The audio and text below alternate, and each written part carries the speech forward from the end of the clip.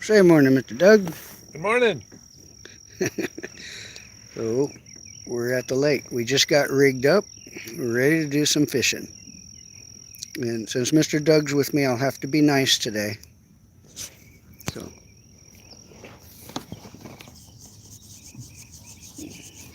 just all I ask is when I put no looking at my shorts, okay?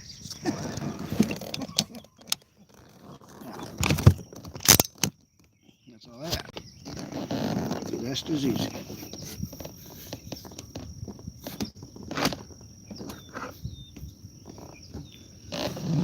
Because, hey, Miss Tanja.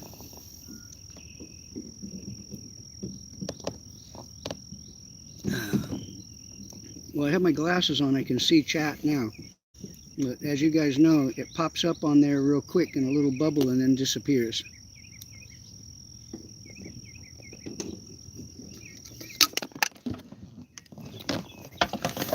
So let's move them out, fish them up, rawhide. Alrighty.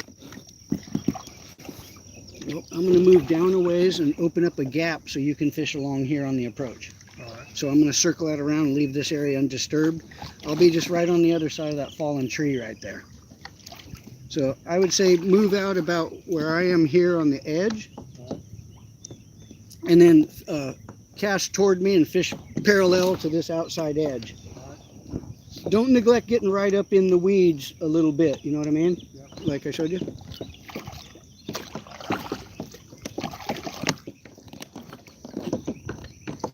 All right. Well, I'm going to move up here so I don't disturb this area, so he has a nice fresh area to fish. I'll move up here a ways. We're going to work our way down the same bank I was on the other day. But there's no wind this morning. It's very nice out. It's a nice day today. Oh, let's see, I got it. Who's there? Yeah, I don't have an active chat when I'm live like this. All it does, because I'm on my phone, there's just a little bubble on the left-hand side, pops up, and I see the whatever you say, I see it for about not even 10 seconds, and then it disappears. So in order for me to review chat, I have to go publish it, wait a few hours till they edit out all the bad words and stuff that, and then it comes on. Then I can review the chat. All right. So I'm gonna shade back up because the sun's over there and it's right in my eyes. And I want to catch a fish right here by this down tree.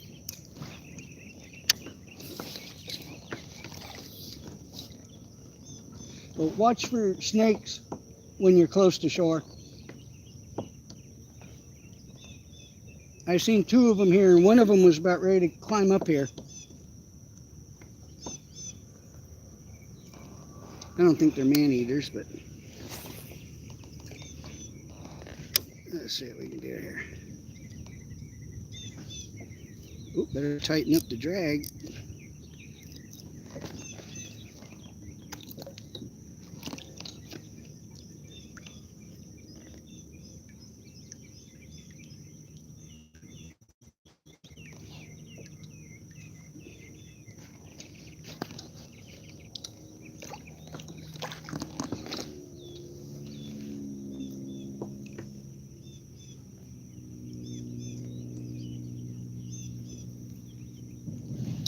Oh, all right, got bit right on the edge.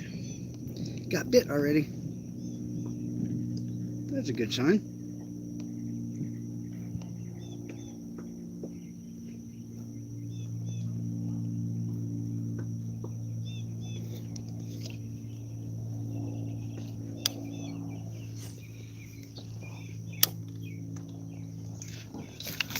But I don't have a good angle.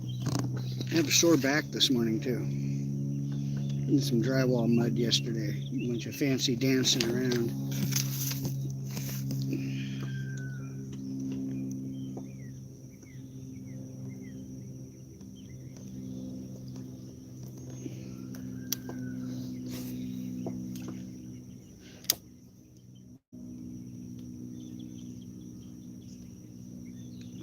Dang it, too deep in the weeds there. Oh, there we go. Did it foul him? No.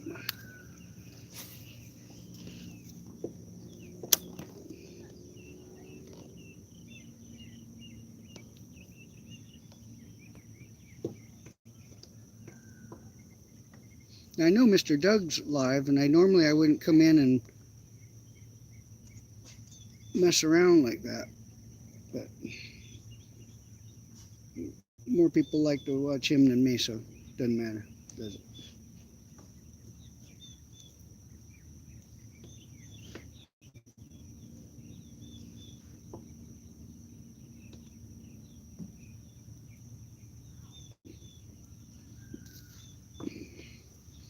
Okay.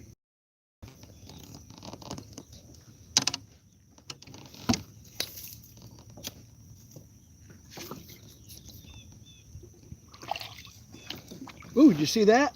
Yeah. Big one just jumped right there. That was a big one, I tell you.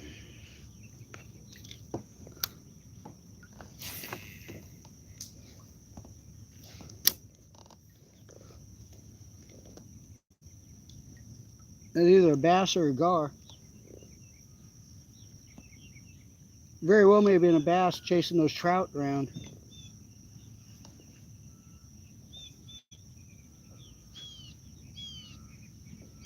Well, good morning, but I can't see chat right now with my shades and up there, but I'll check in a minute here. I'm just getting started.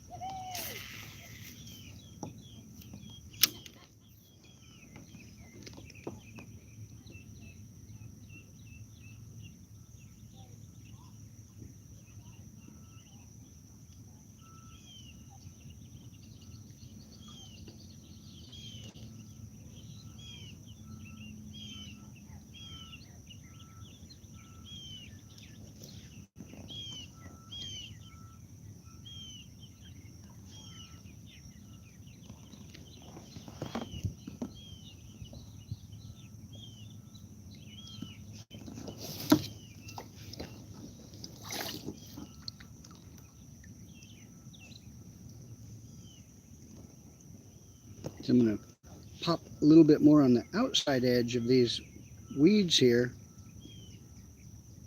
Pop a little bit more on the outside edge on the way down, and on the way back this way I'll penetrate closer to the bank a little bit more.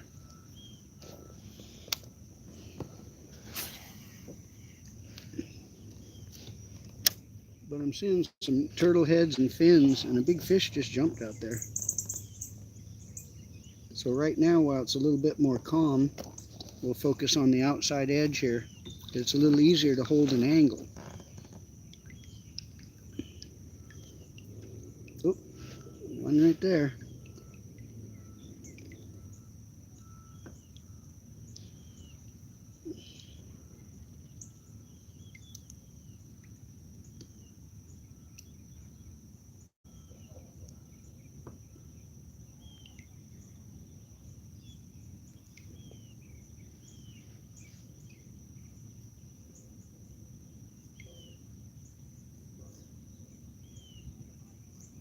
Oh, I forgot my radio.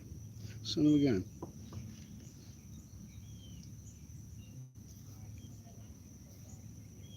That's not good. No radio? No radio.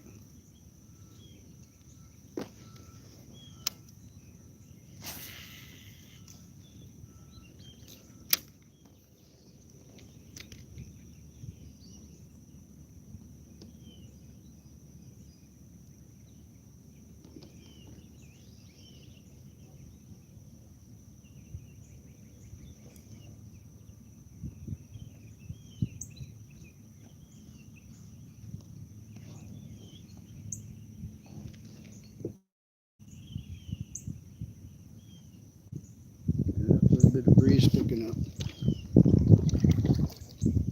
little bit of breeze picking up. There we go. Oh, it cut out. It cut out.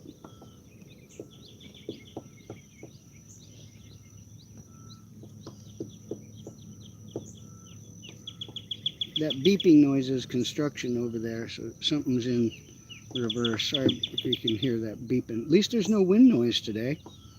But I went back and looked at that other video, and sorry about that. That wind noise was terrible.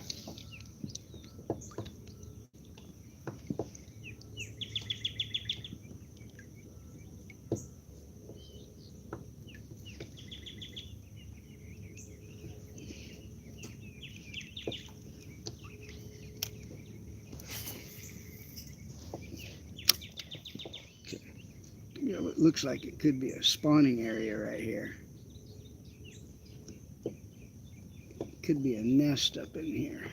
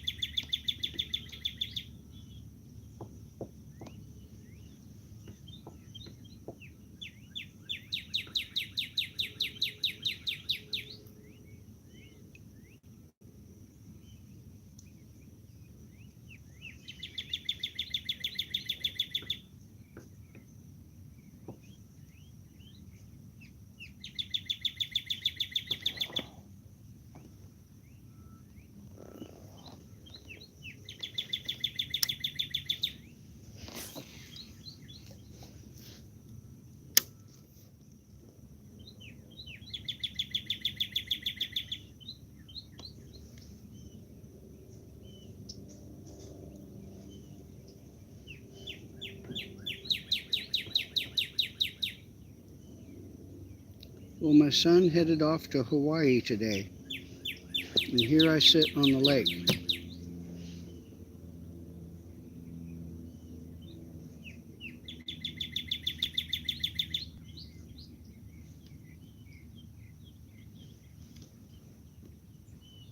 I forget which island he's going to. I didn't even ask. He's been to a couple of them already.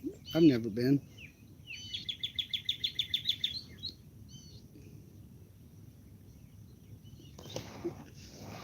You see them moving along out there?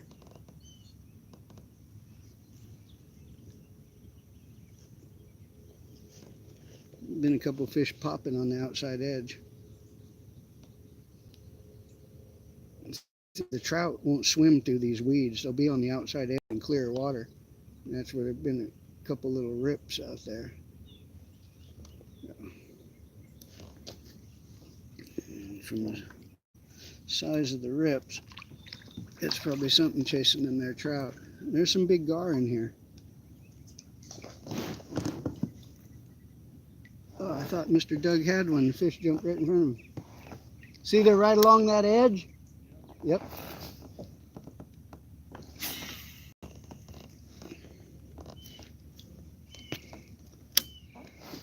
Maybe you guys heard that one flop behind me there.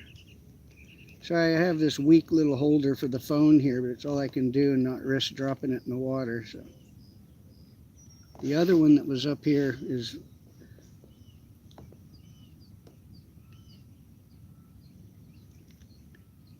not going to be in use till I set up a different way to fasten my phone to it, because I had my phone right there where it could fall in the water, man. That ain't good.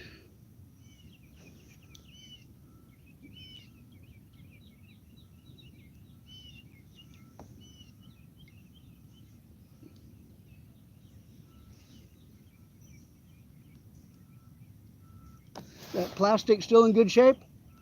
Pardon me? Your plastic still in good shape? Yeah, it's been good. Okay.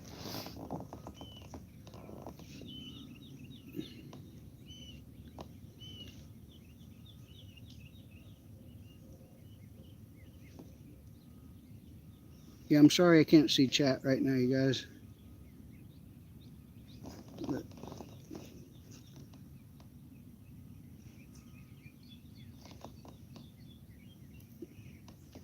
no one probably wants to hear my stupid responses anyway, you know?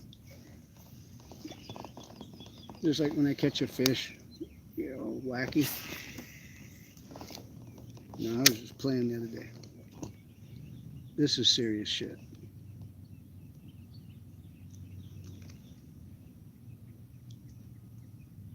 And it's getting more serious by the minute because I'm not getting bit, and they ain't putting on no show here without getting bit. It's just ain't got no entertainment quality about it.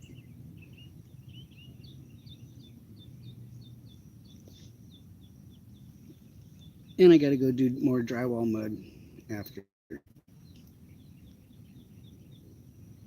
The bathroom we're working on was really out of square. There were a lot of little unique features in it that had to be squared up, smoothed out, and set up accordingly prior to doing everything else to make it look nice. We want it to look nice. It's Mr. Doug's extra bathroom.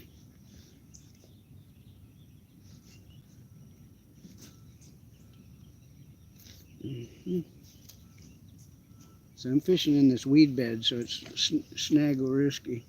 But like always, got the plastic lizard.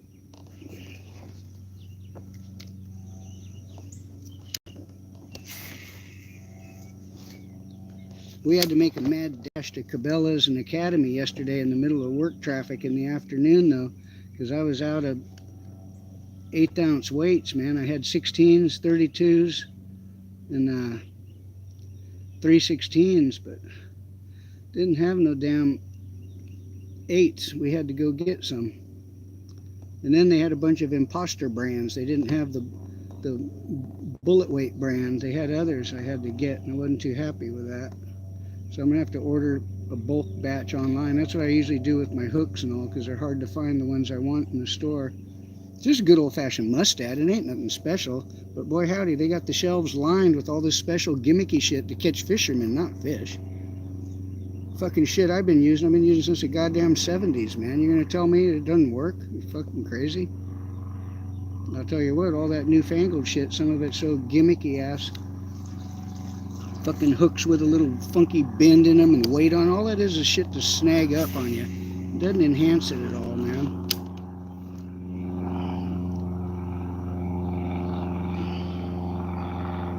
Right, that's my take on it. I'll stop.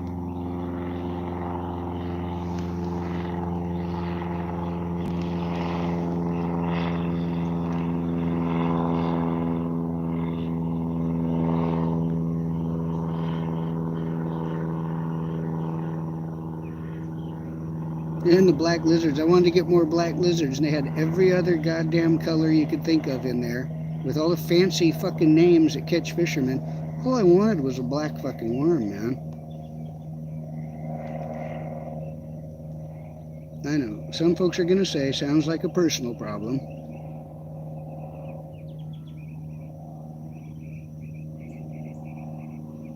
But like Mr. Ford said, you can have any color you want, as long as it's black.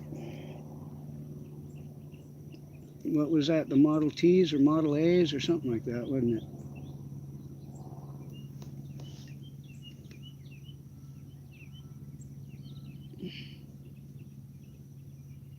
Anybody see that interview with old Mr. Shelby? Speaking of Ford, it was a pretty good one. I didn't watch the whole thing. It was long. It was like over an hour long. I think I watched the first 10 minutes.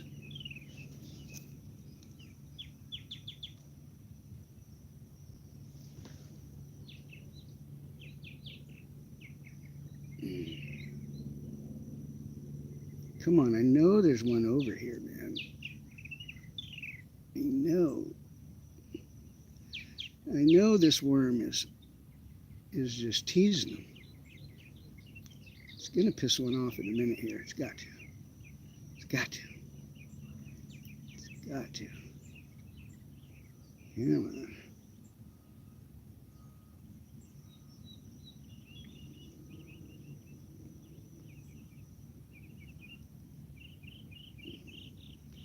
But it's much warmer than the other day.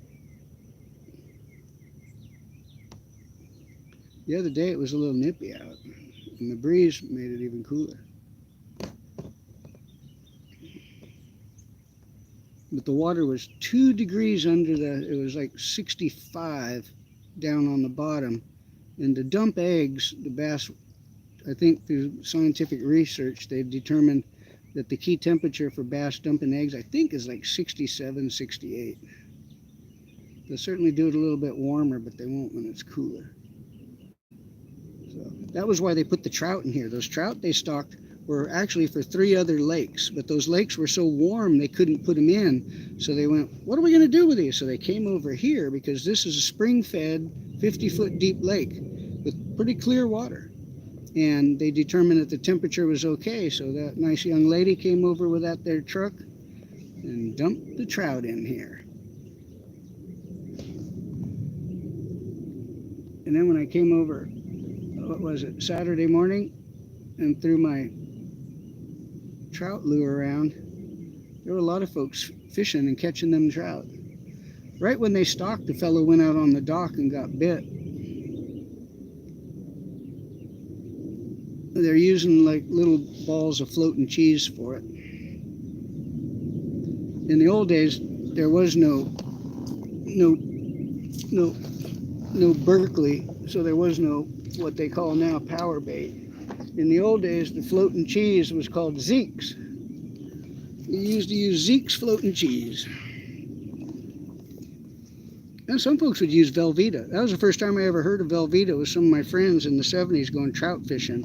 I said, what you guys going to use, man? I thought they was going to have some fancy lure or something. Some of them use little spinners, like MEPs and shit like that. God, you hear that one right there? Son of a gun, man. You guys heard that, huh?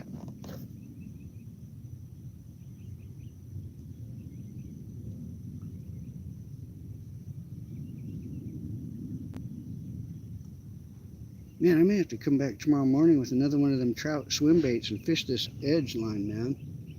Because the bass are just coming out of these weeds, ripping the trout swimming by there. Dude, that one ripped a trout right there. You saw that, right? Yeah.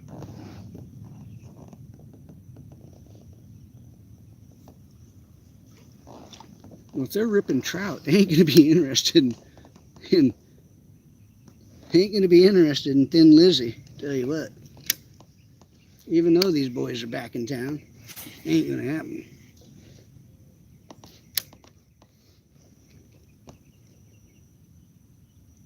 Sometimes it will. I know a lot of times on the lakes that have gigantic runs of shad, they would be busting the shad on top. And I would go where there's a concentration of that, and I would fish a jig or a plastic worm underneath them. And where you were catching 2 1.5 to 3 pounders on top chasing the shad, down underneath on the bottom creeping around, man, would be the ones that were more along the 5-pound caliber. They'd be a little bit larger. Those large fish, they don't swim they're not the ones that swim around a tremendous amount chasing bait all day long. The larger they get, kind of sometimes the more sedate they get. They'll still chase bait a little bit, but they tend to sit around more like I do the fatter I get.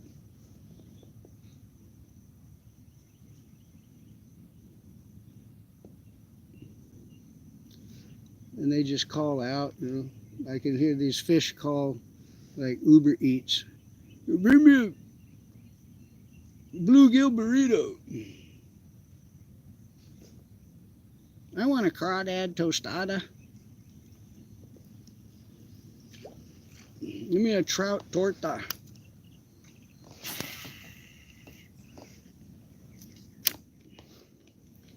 You know I'm getting desperate when I'm making long casts.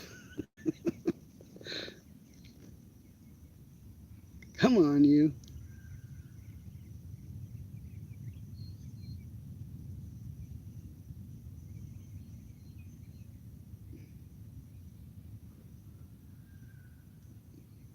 I can hear a rooster over there.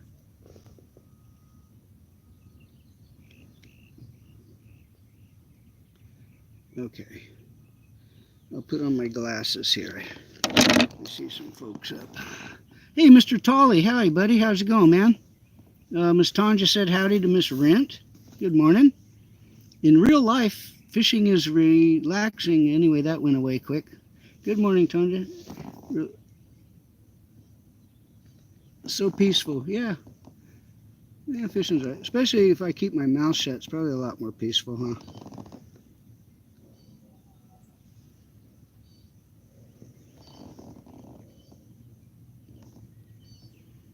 Well, Mr. Siegel, hey, Mr. Keith. Mr. Siegel, the poles I'm using I've had since like the early 80s. They're, I don't know if you can see it. They're Kunin Classic 96s. They're graphites.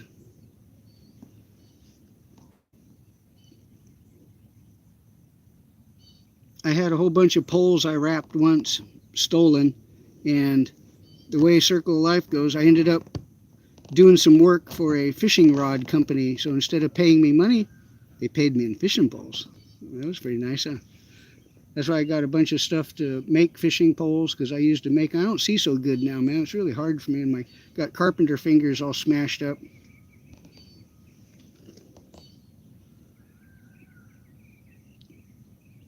But anyway, I use graphites. All my sticks are matched, cork grips, the blanks are all matched, the wraps are matched, same eyes. They just have various actions for different specifics I may be doing for fishing.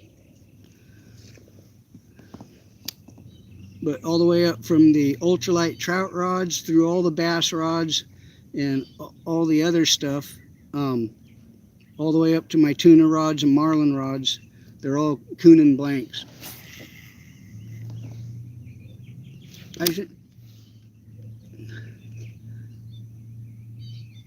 Some are the IGFA specific, and then the other ones are just like these here.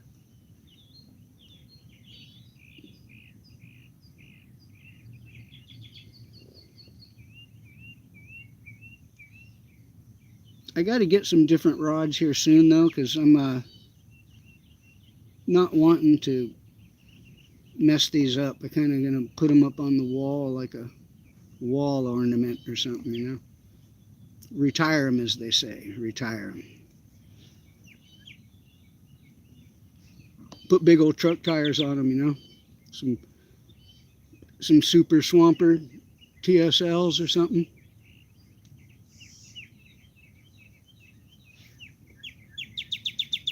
Uh-oh. I'm in the danger zone. Uh-oh, one just bubbled over there. Hey, Mr. Mark. Howdy. All right.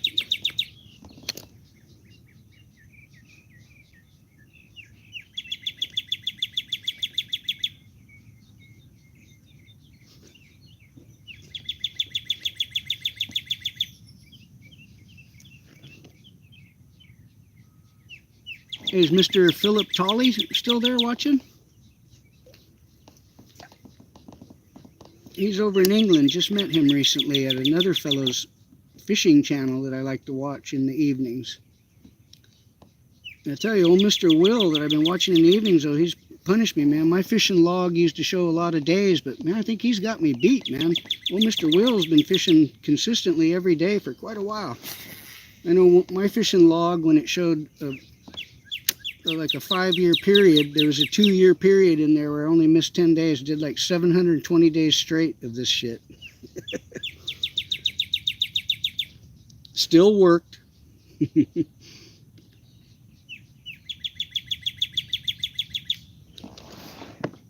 How you doing with that there? You good? Good.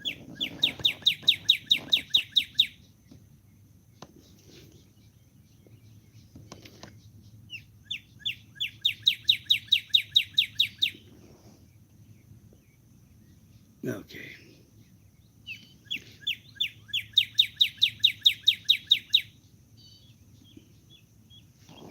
Oh, I can see. Oh, I think I just missed Mr. Tolley there. Oh yeah, I always check out Mr. Will. I always check out Mr. Will. I've told him though that I prefer he doesn't post a link to my channel or nothing because he's pretty kid friendly and he's a real champion of a guy and I'm just a foul-mouthed asshole, so he don't put my my link up. Plus, unlike him, Mr. Will likes to get a lot of subscribers and he wants people to make donations and all. I'm just out here for the halibut. I don't seek donations or subscribers. If you want to subscribe, that's fine. Oh, look.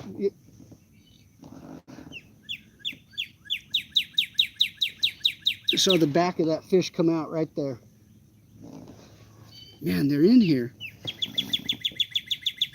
Water's a little bit nippy though. It's not warm enough for them to dump eggs, so they're just rooting around pre-spawn.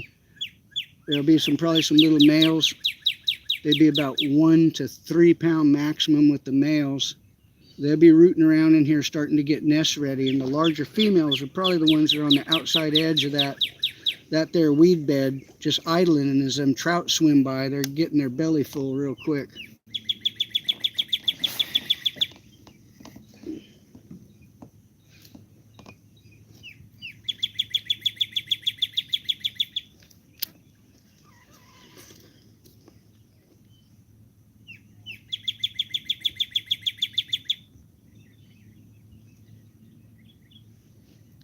Oh yeah, I made the call. They did. They hadn't shipped those batteries yet, Mr. Doug.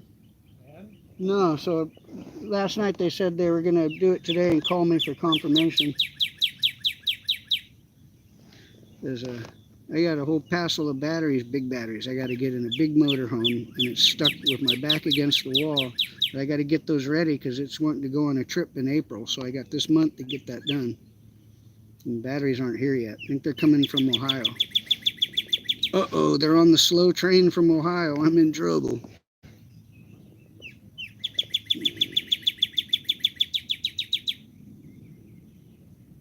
Hey, but Mr. Doug and I are going to take the motorhome out next Monday and go to the pig ranch. Now that we're looking forward to.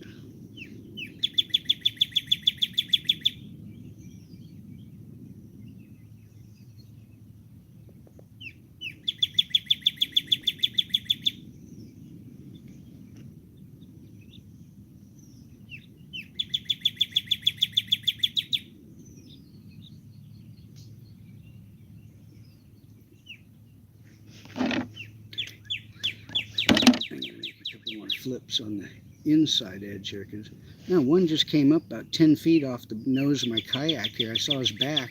Looked to be about maybe a 2-pounder. A little 2-pound bank runner.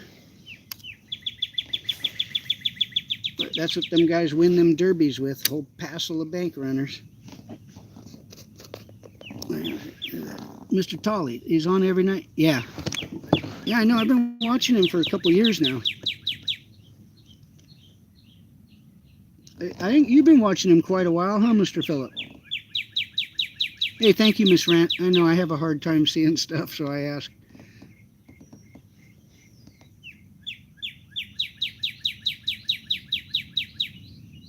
Oh yeah, Miss Rent, I just spoke to my brother in Florida a few minutes ago. He called to tell me happy birthday. He called me.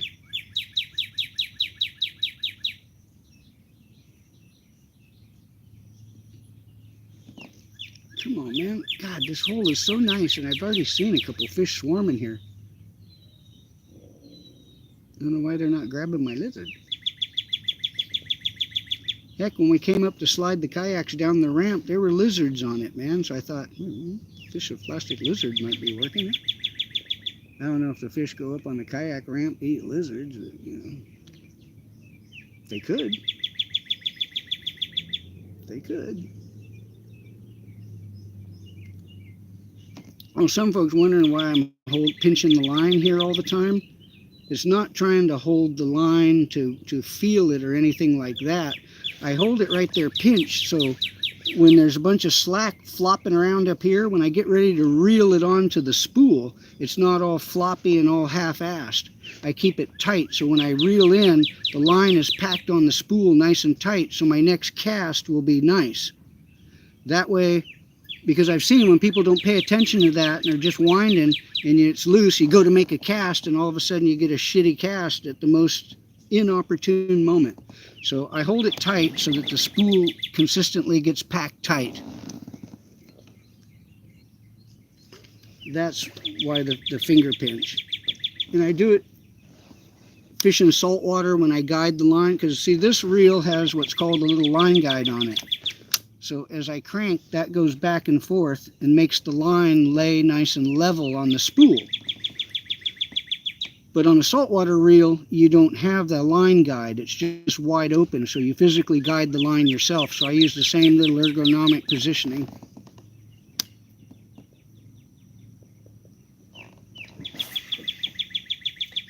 Oh,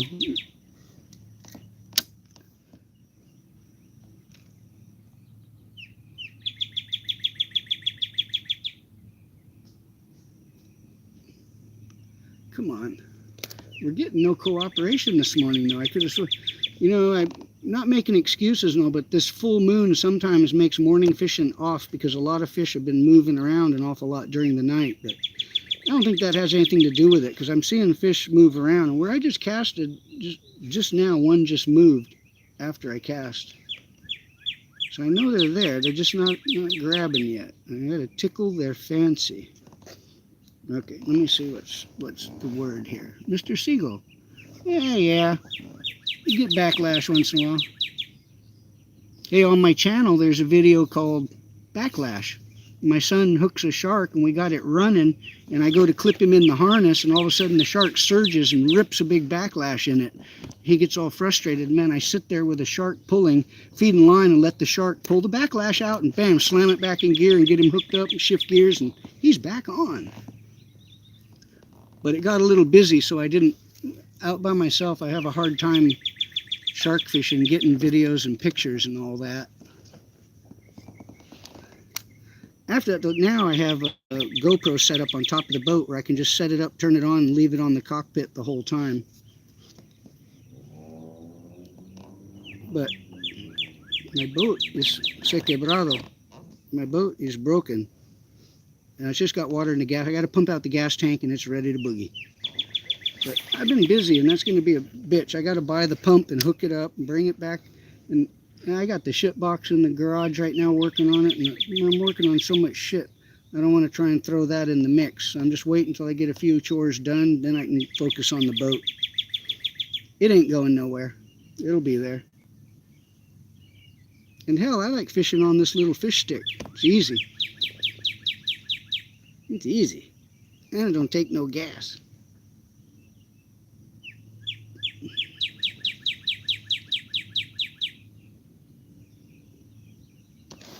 Well,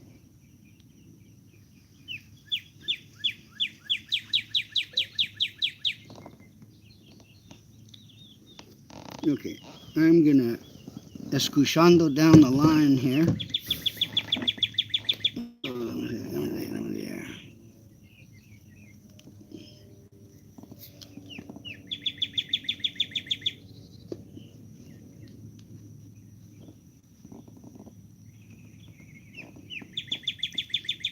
Yeah, Nice.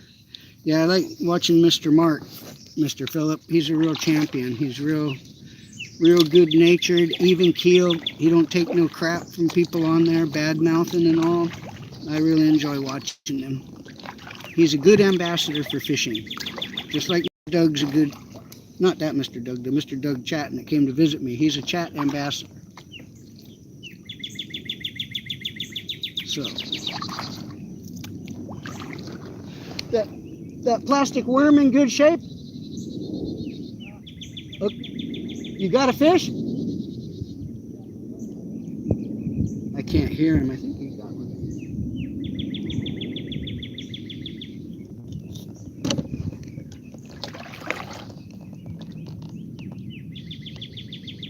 Do you have a fish or did you get hung up?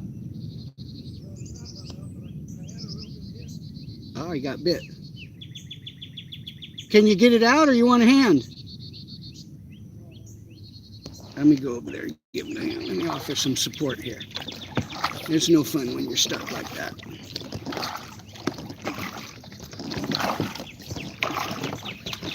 I have 1 mule power on my kayak here. It's a turbo mule, mind you.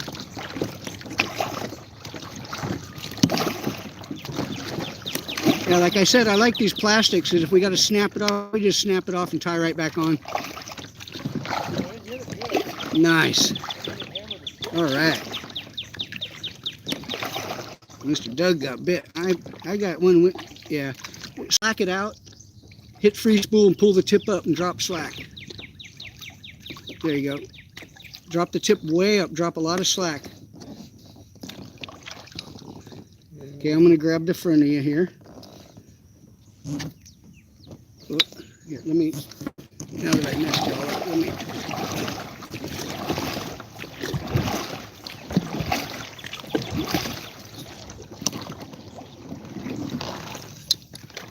come back in and get you. Do you think he's still on there? Okay, I'm going to slide by and I'm going to grab it and pop it up out of there. I'll pull it out the back door, as I call it.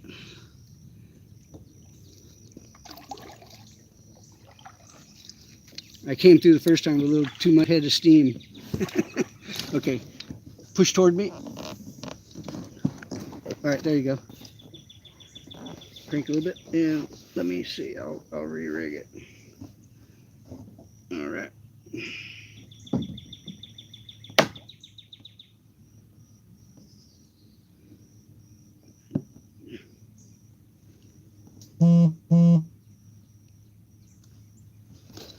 All right, crank her up. Yep. Just like that. I'm a natural born deckhand. I'm a natural born deckhand. I like doing it though. Hell, after my heart surgery, I didn't have occupational therapy. I went on my buddy's yacht with a fucking deckhand. And it was fun. We took people. Not, yep. Well, you'll get one. Like I said, wrestling them in these weeds is a technique all in itself.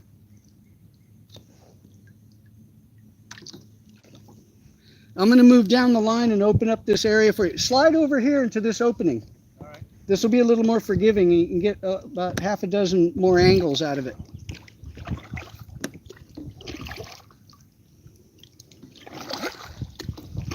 All right. Let me move down here and open this up so I leave undisturbed area for them.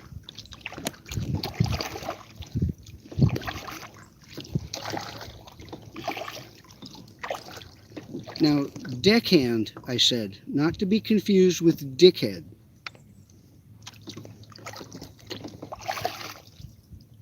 Because I know what y'all thinking. If anybody's there, I'll tell you. You're thinking too loud.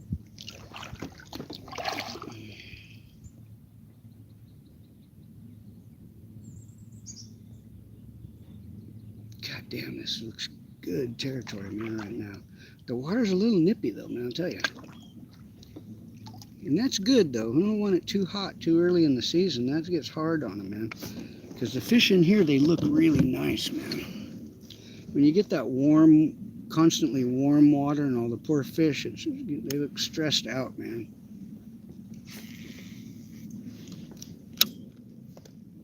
to me. They look stressed out.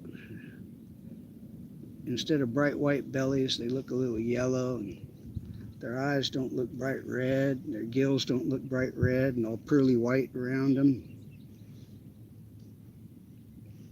Their fins look a little tattered.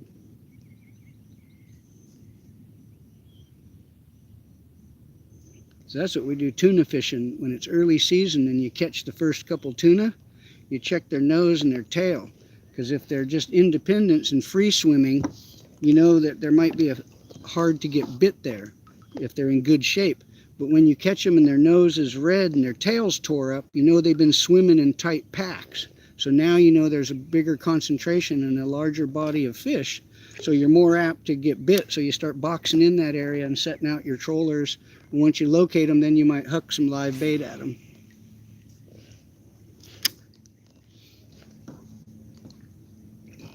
And when you get the first one, you want to get his belly open real quick and see what that fucker's been eating.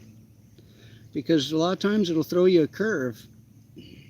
And those real big tuna, it's very common for them to be eating pelagic crabs, these little red crabs that get in mass out there and look like red tide. The whales will be around them too. A lot of times if you see whales breaching, I'll go over and check where the whales are without disturbing the whales.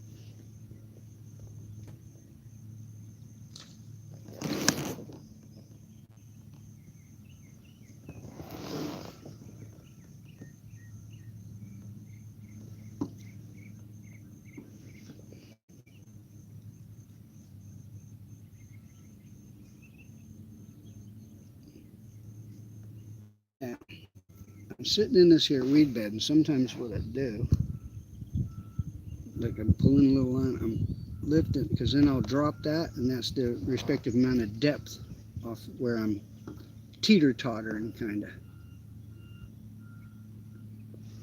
Because I like to do, let it hang there and do what I call a vertical jig. I'll have the line hanging over them weeds, and instead of just ripping it through them, I'll leave it there and I'll pull it up and drop it down. Pull it up, drop her down.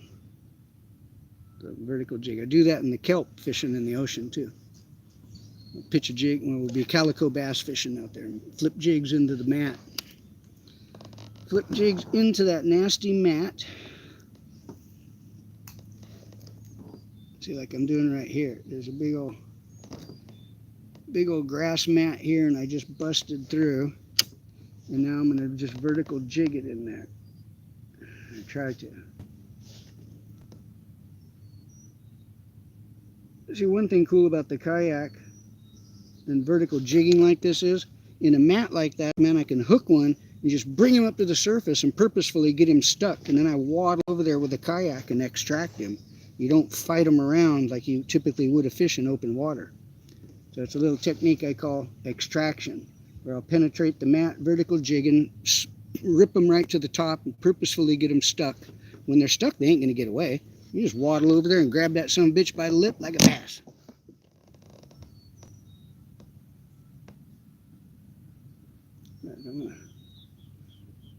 There were certain lakes in San Diego that were really good for it. Otay Lake was one of them. You can look that lake up. Otay Lake was one of my favorites for punching the mat. Lake Wolford was a good one. Wolford, I had one of the fishing days of my life at that lake. And it's right over the hill from Lake Dixon, where they popped a world record and let it go because it was foul hooked. And I knew the gentleman that did that. It was on National Geographic even.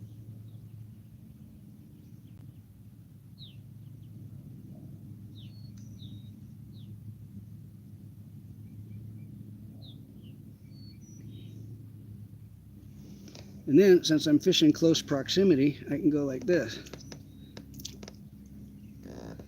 Pull in a weed on it.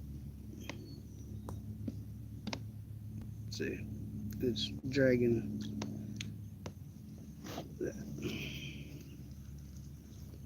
Let's get the weed off of there. That was an unruly piece of material stuck to my line. Okay, now this is a technique I call flip. Now this time what I'll do is I hang, see, hanging out the end of the stick, I have the same respective distance for length that the pole is. The pole's 5'6", so I got 5.5 feet hanging there. Now I'm pulling an extra 3 to 4 feet out. So I have approximately 9 feet hanging. So I'm going to reach out right where the tip of the pole is and drop this son of a bitch through the weeds. I know it's about 4 feet to the bottom. So now I'm straight out there and straight down to the bottom, and I can just lift the tip of my rod and make this little worm stand on his head on the bottom. So let's try that right there. Punch a hole in the mat, drop, lock in gear. Now, vertical jig. Let's see.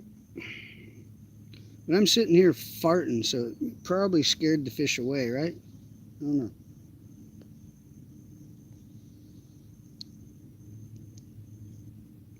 He's farting? There'd be no farting. Okay.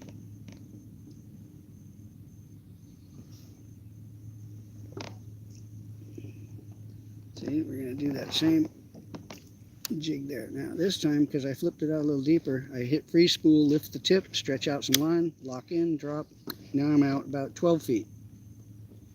Right off the bow here and in the weed bed.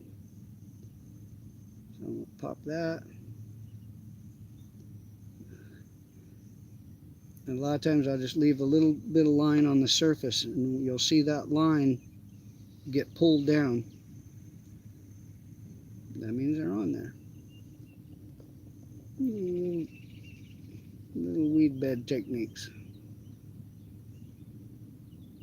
None of them were working. I was just shut the hell up. Just shut up and fish, dumbass.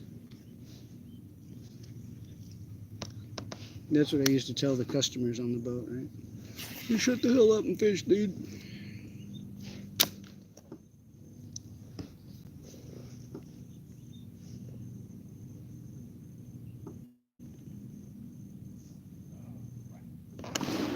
What happened? Stuck? Yeah, right here at the end of my boat. Alright, I'll be there in a sec.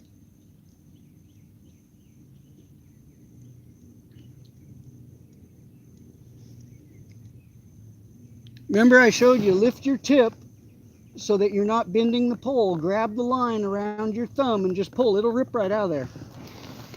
So I have another hit. Oh! You got bit. I thought it was stuck. I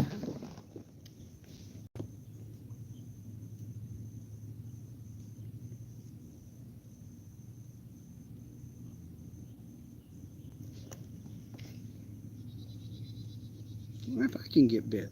He's getting bit. I'm not. It's probably because I should shut up and fish, huh? I'm going to start throwing in the danger zone here. I see where he's getting bit. He's penetrating this mat.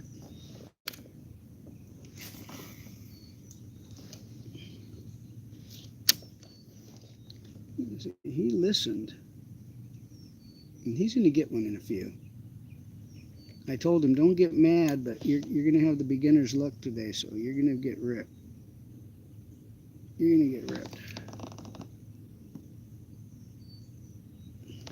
Well, I'm way back in a danger zone over here. Tell you what, if I get ripped, I'm going to bring him flying out of the weeds. I'm about 15 yards over there.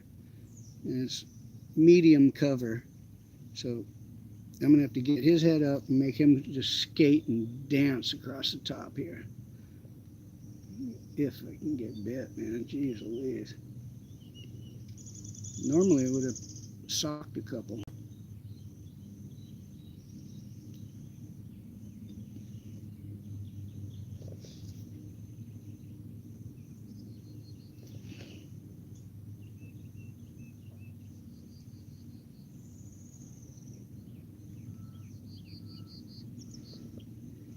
The breeze is being real nice today, though. Boy, I like that. It's not torquing.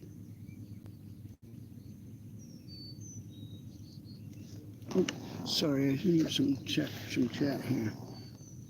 Hey, Mr. S.A., howdy, howdy. And Mr. Seagull hanging in there, nice.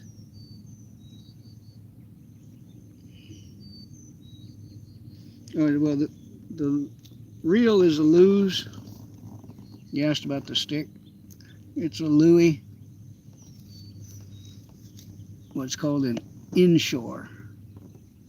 So it has shielded bearings to handle the brackish and kind of salty water. It's a inshore custom. No rain. It's just a little ugly out. No rain. It's just muggly. I think for redemption, though, if this don't work this evening, I think I may get Mr. Doug and I over to the backyard lake, and we're going to throw little crankbaits like I do. Because I want him to get used to that ultralight, because over at the pig ranch, there's a lake, and we're probably going to throw crankbaits in that lake over there. We'll bring some plastics, but we're going to try and get there Monday, try and get to the ranch early enough, like maybe around lunchtime or just after if I'm lucky.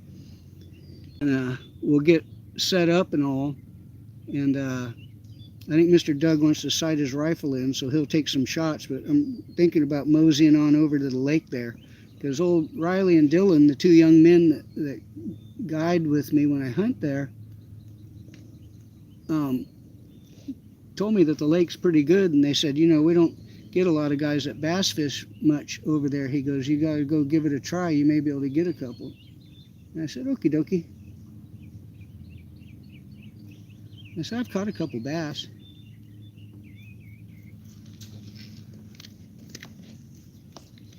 Like 20,000. All right.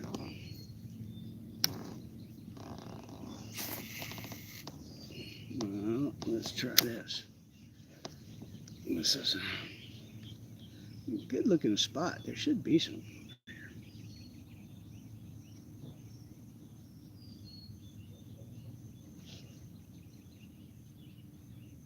Oh, Mr. Mitchell's fishing down over there. Oh, Mr. Mitchell's over there fishing. I've seen him before. Every year there's a bass that spawns right over there, and that son of a bitch goes over and tries to roll him, and he's hooked it and lost it. He hasn't laid his hands on it yet, man. So you know he's addicted to that. I'm going to get that booger this year.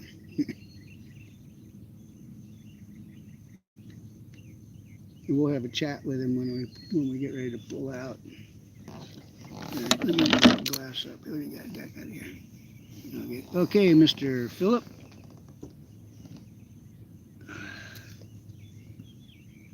Yeah.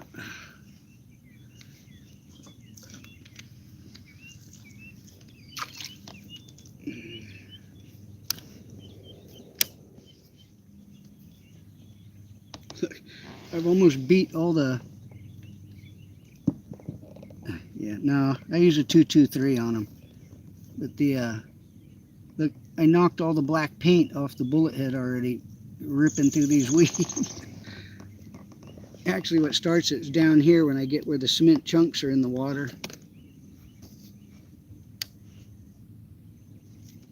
It's time to move down the line a little bit.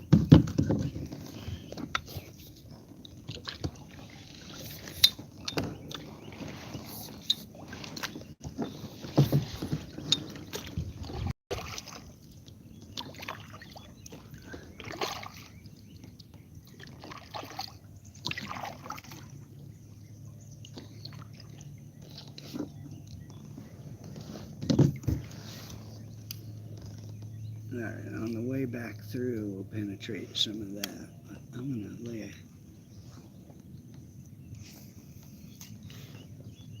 Oh, dang it. There we go. Come on, shake it. Shake it. Get down in there. There we go. All right.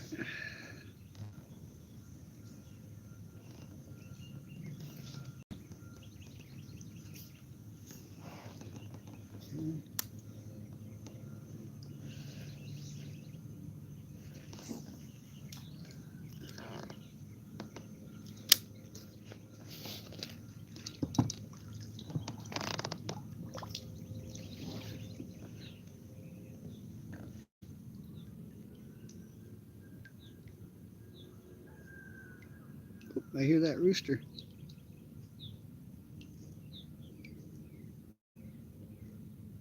Oh, there we go.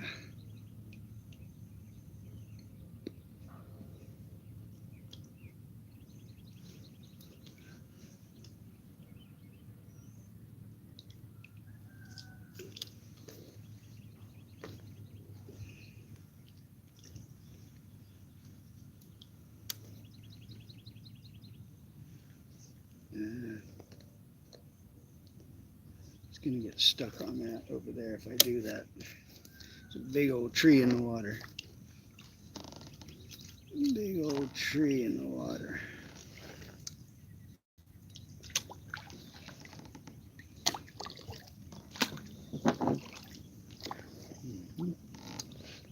Mhm.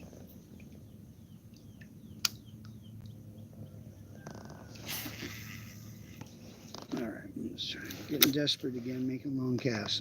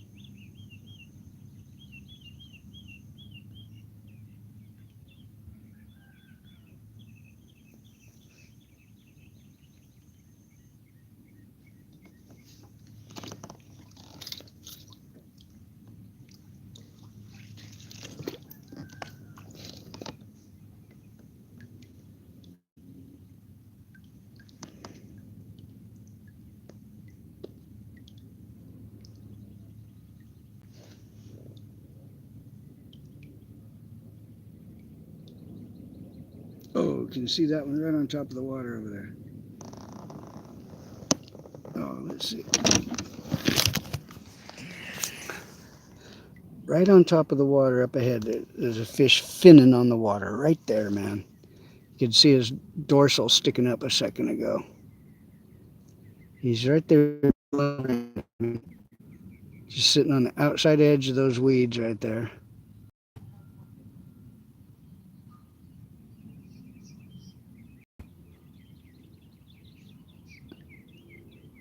I know on this camera you might not be able to see it, but there's a fish moving ever so slowly on the surface right there. You can see just a bit of his dorsal fin and his tail sticking out. Pretty good size, man. Pretty good size one there, man. Distance from the dorsal fin to the tip of the tail in there.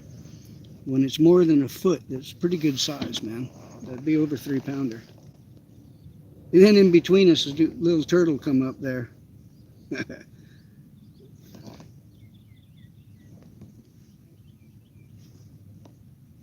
Okay, I'm gonna do the. There we go. Oh. Okay, I'm gonna have to do something. I looked for fresh leash line yesterday when I was in Home Depot, but they didn't have that cord that I like to use. The cord I like to use is smaller diameter than this. It's a black and it's woven real tight, and it has almost like a damn tar on it or something, man. And it makes it, for as small as it makes it heavy, so it doesn't flop around like this one, man. It stays down. Gravity pulls on it, and it just works Jim dandy for a freaking leash line. I misplaced them when I moved out here, and I can't find them. So I set these up in haste, and haste made waste. I've lost a couple fish because it flops up into my handle and locks me up and I can't crank. Oh, there's somebody fishing shore over there. Mr. Mitchell's talking to him.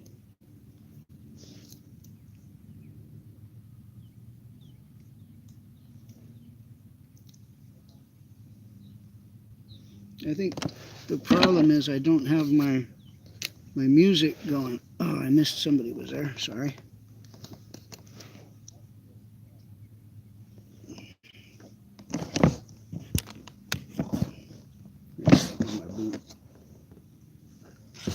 Oh, one just ripped the surface right there. Just out past where that one was milling around. All right. Let's see. Oh yeah. Now.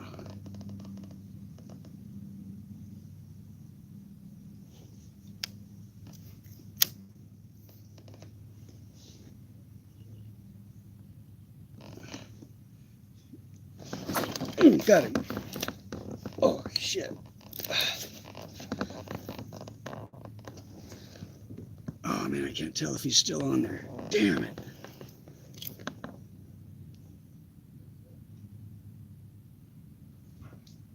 I don't think he's on there, man. Damn it, that cord hung up. Tempted to take it off, but man, I don't want to drop my pole in here.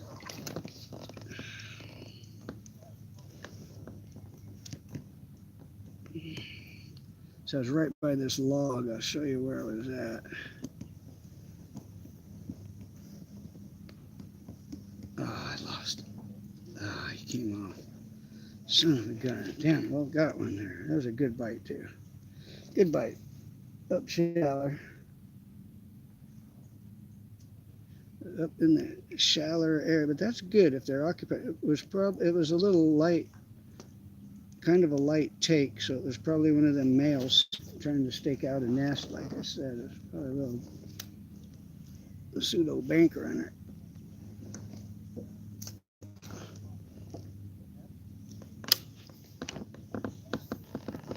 Something with this here. You put it under my leg where it won't flop like that.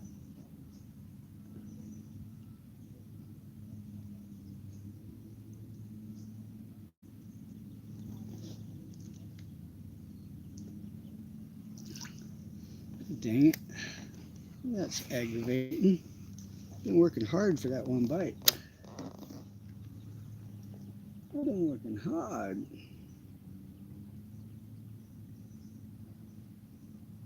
Not Jim Brown, the hardest working lizard in fishing biz.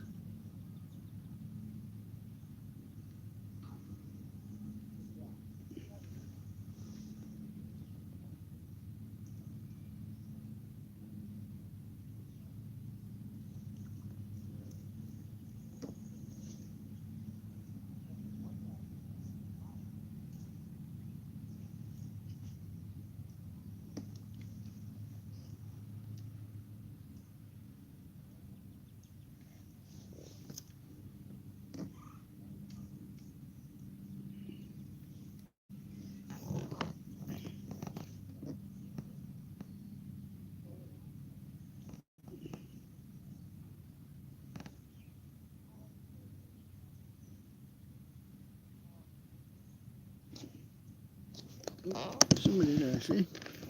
Jonathan. Oh, I missed it.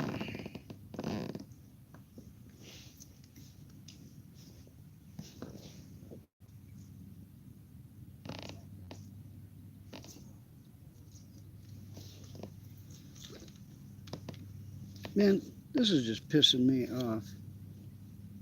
Oh, but I can't. I can't remove it with the damn. Well, let me try this.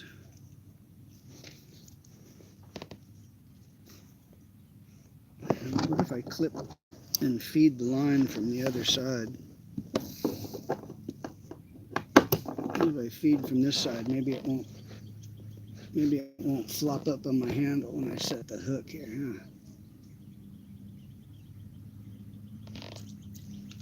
Okay.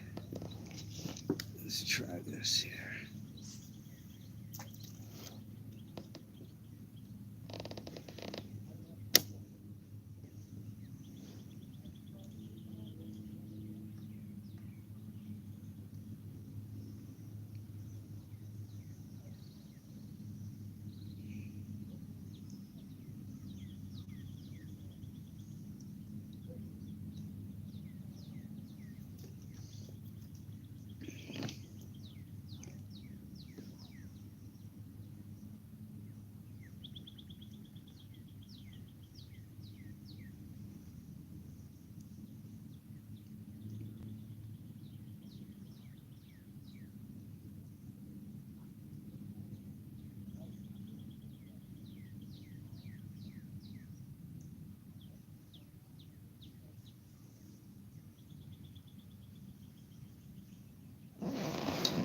Oh, there you are.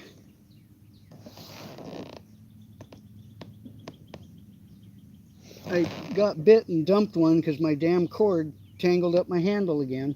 Uh-oh. Yeah. I repositioned it and see if this works good.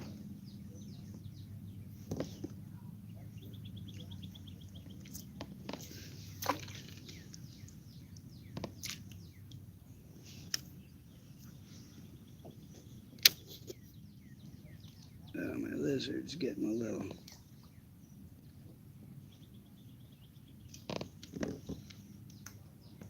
He's getting a little aggravated. He wants a fish too. He wants one too. Oh, look, see that gar? Yeah. Some bitch was about 4 feet long, you see it? Oh, yeah, right over there. Yeah. No, right here in front of me, man. God damn. That's what's racking up on them there trout. Whew, he was a good size. Oh, that was a nice one, boy. But that'd be a struggle in this here kayak, tell you what.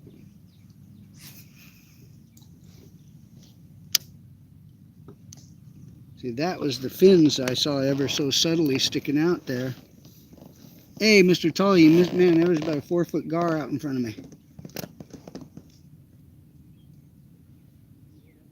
Oh, there's a little one right here. Guys, look, this little gar right there in the water. You see him? Look, that little baby. There was a freaking 4-footer hanging right here just a second ago, man. He was a whopper. He was a whopper stopper. That'd be fun in the kayak, man. There we go. Okay.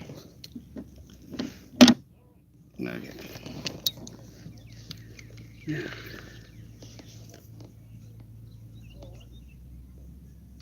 Woo-wee. Boy, that was a nice, that gar was nice, man. And in here they look really nice because of this clean water. Oh, yeah. Man, they look brilliant.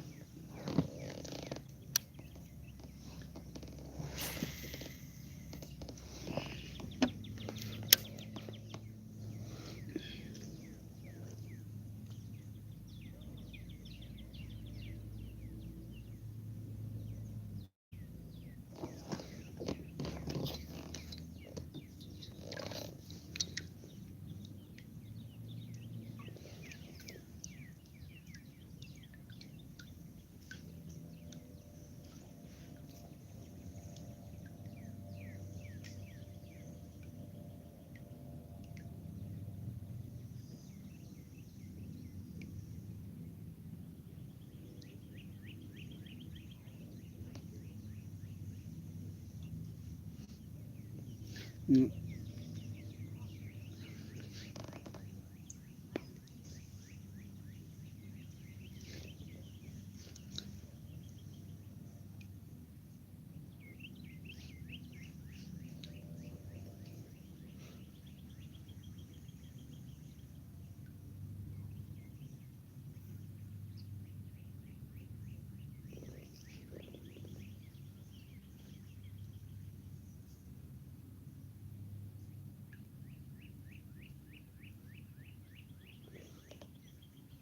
Oops, sorry, guys. Oh, I hooked one and lost it. I got tangled up on the handle and I couldn't crank and I dumped him because I'm fishing super thick weeds here right now. And so when he hit me, I was still under the weeds and I wasn't able to crank and get him up. So by the time I recovered, it was gone.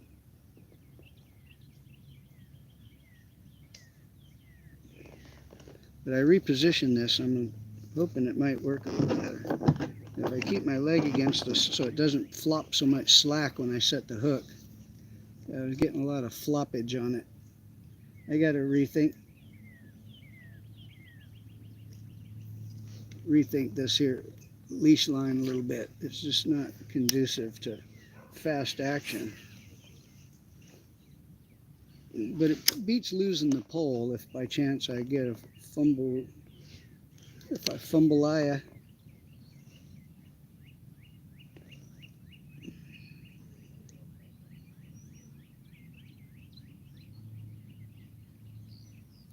I'm almost down here where there'll be a little bit of rocky shore starting, and that's what I like.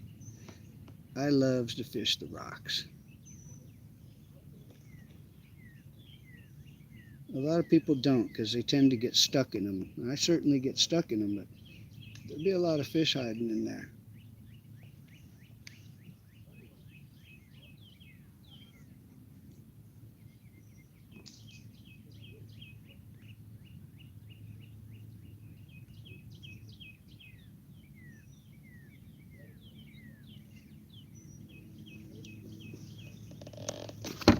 Oh yeah, it's hot out.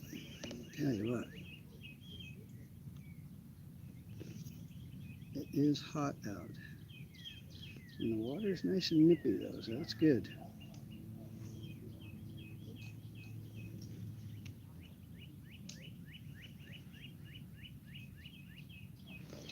How's your cast doing? Pretty good. Good. How do you like that pole? I got one. All right, Mr. Doug's got one.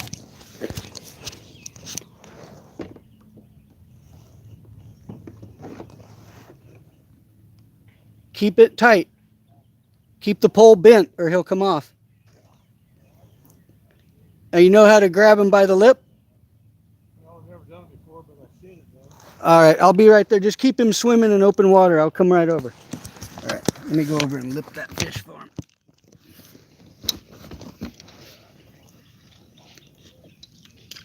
Let me go grab it.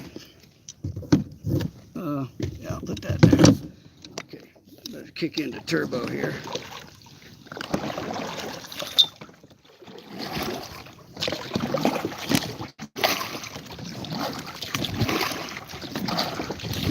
Good job, Mr. Doug. So what did I tell you? You would get one, huh? Show the loudmouth expert how it's done, don't you? Is that a trout? No, it's a bass. All right. Let me backpedal to you.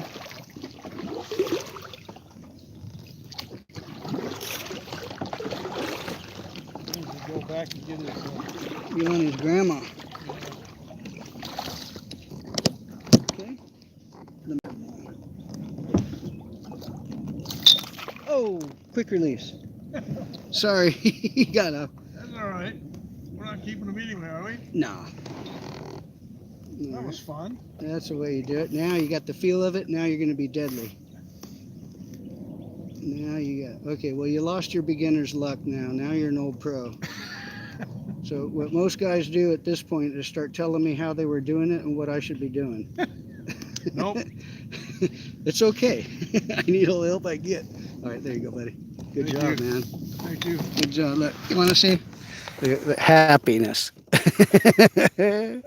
Yep. Sorry I lost it for him, but it's all right. Y'all seen plenty of bass. All right, now let me get out of here. Let me not disturb your area. That was kind of fun. Yes, sir. All right, now you're ready to for the mechanics it takes to wrestle a big one out of there. And that was good. Just keep your pole at the fighting. Keep the pole bent. You don't want the pole straightening up because that's when they come unglued. Yeah. If it keeps bent, they're hanging on it. The hook can't come out.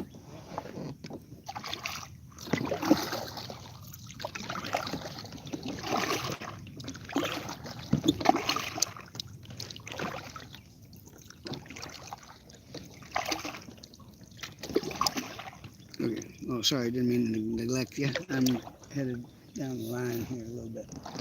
Let me. This pretty good along there. And then this isolated patch right here, I'm going to stay off of it. I'm going to go down here.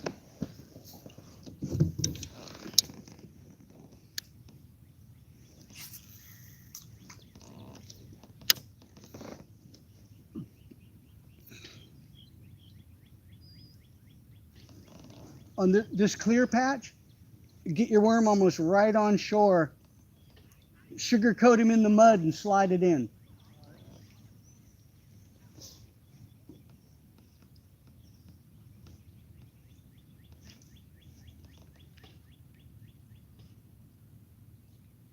Every once in a while, I'll carry a little baggie full of dirt, and I'll sink my plastic worm in that and do like shake and bake with them.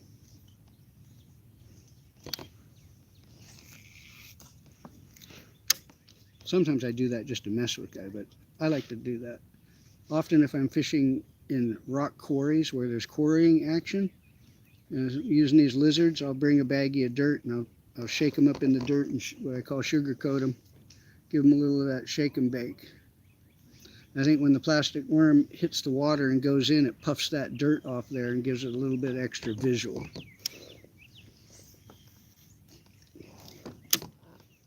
It's a little bit of natural enhancement. And it messes with guys too. Yeah, man. Next thing you know, you see a guy out there, man, dipping his plastic worm in the dirt before he throws it out. Oh, got him. Oh, shoot.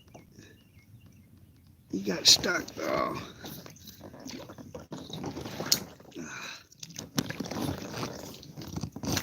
Oh, see if I can get him out the back door. Dang, man.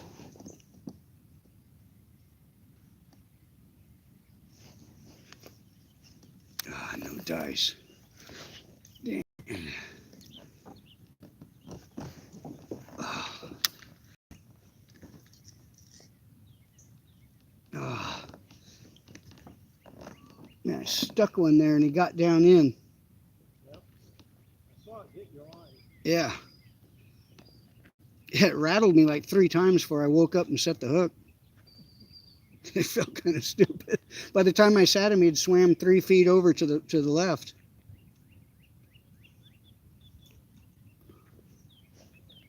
Well, it started to pick up a little. He got one and I got bit.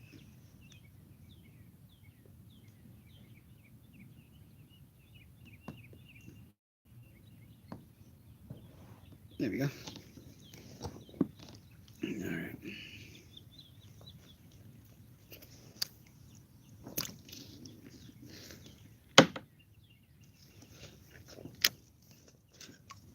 What happened here?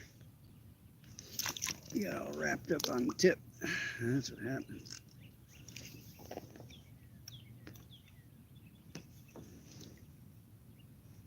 He got it all wrapped up. Let's get back in position. I drifted way out of bounds after that one there. And threw me a curve.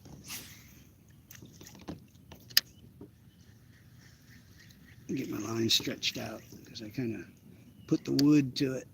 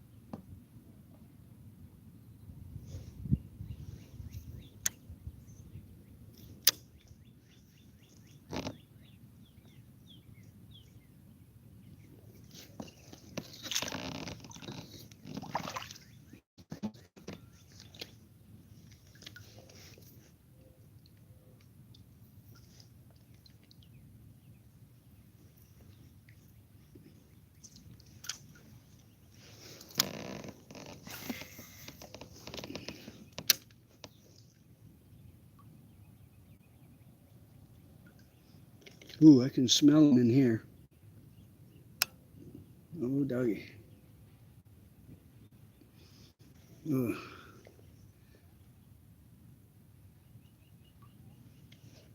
I can smell them in here. Smells good. Yeah, catch them. That's a different story.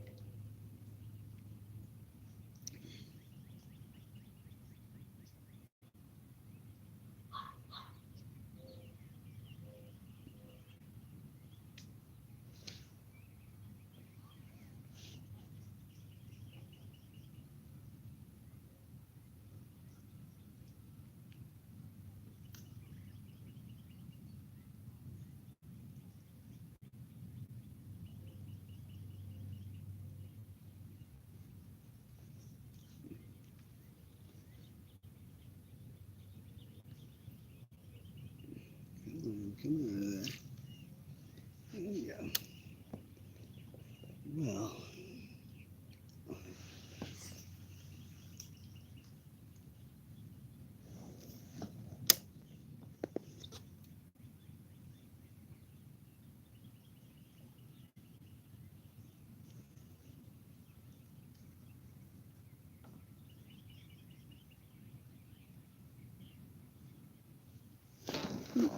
somebody there.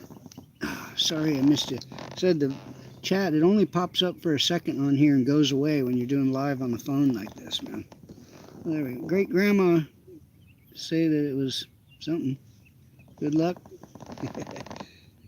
That's usually if a butterfly comes up and lands on the end of your stick, or a dragonfly, both of them. Said I've had fishing at night, had bats come up and smack the tip of my pole, man, after a cast, and you go and cast. Whoa, man, the bats would go crazy and come in on you, man. I was fishing a dam at night at Lake Murray, and man, the freaking bats would come in on you hard, man. And then one night I had an owl come up and almost ripped me. I was on shore, and damn owl came flying up, and I thought it was going to smash into me.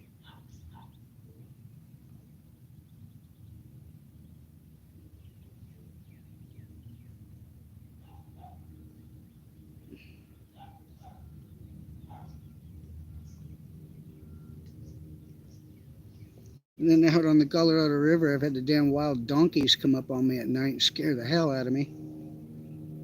I heard a little bit of crunching on the gravel, and I'm busy fishing, man. I ain't paying no damn attention. And then a few minutes later, man, about 10 yards away, and I can't see because of the brush and stuff, all of a sudden, ee-haw, goddamn donkey sound about shit my pants.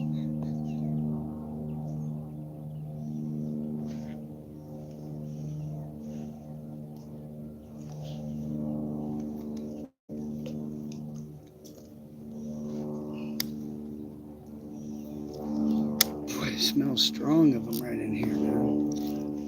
Son of a gun. There's fish in here. You can smell them.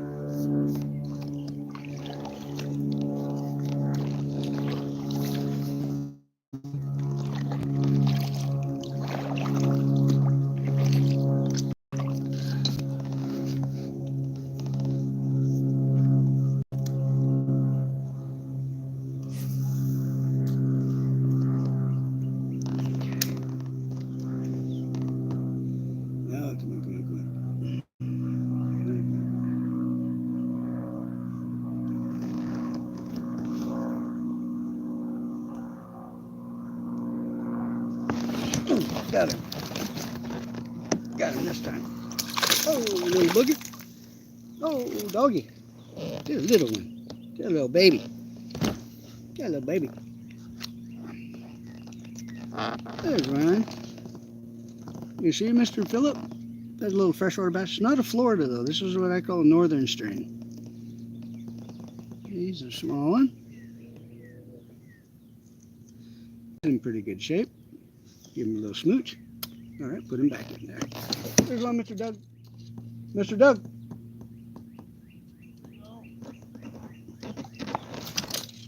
Told you I could smell him in there, man.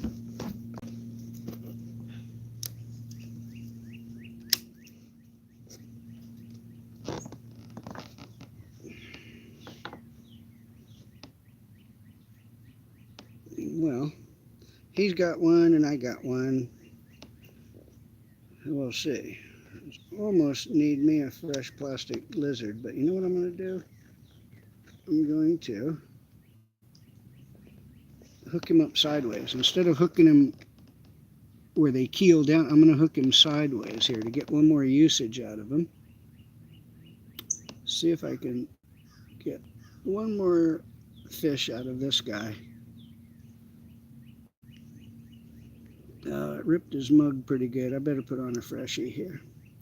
I'm gonna have to put on a freshie. Let's throw him up there next to you guys. That's good.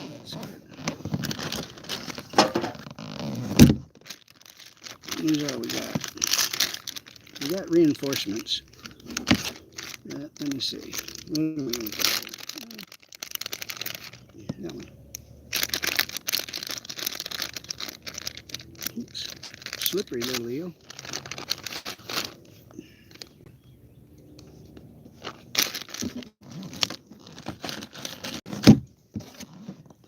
I got a hatch right there, and I just keep all my shit. Oh, boy, did you see that one? Yeah. Holy moly. And that gigantor just jumped right there. Another, that's about probably that gar I saw a minute ago. He's about a 4-footer from the tip of his nose to his tail. He's about a full footer. He's like a meter and a half. A meter and a half for you folks that go by the metric system there. That little bit of metric system I know, measurement of that nature a little bit.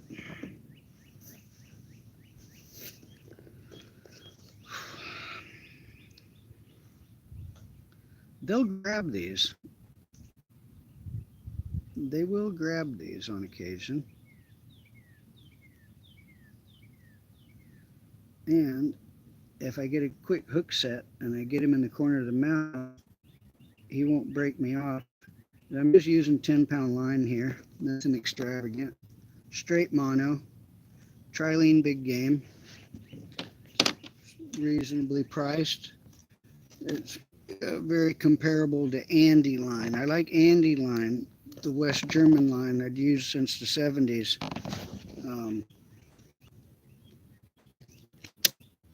The rest trying to buy fishing tackle everywhere from where my if you no specific application kind of stuff like that. So there's a little spot right here, a little outside patch of weeds right here I'm after, where there's a sunken tree on it. I don't like it. My line wasn't laying tight right there. I'm packed on tight. I'm going to have to make a couple long casts after this one here to check out my line.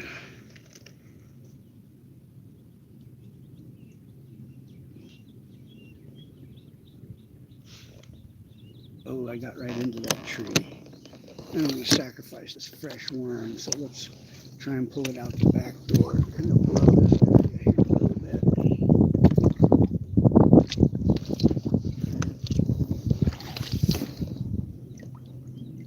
Got one? Oh.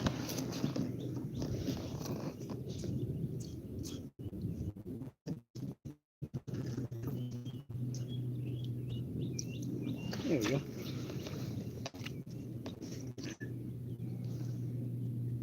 Yeah, careful right here. There's a big tree underwater.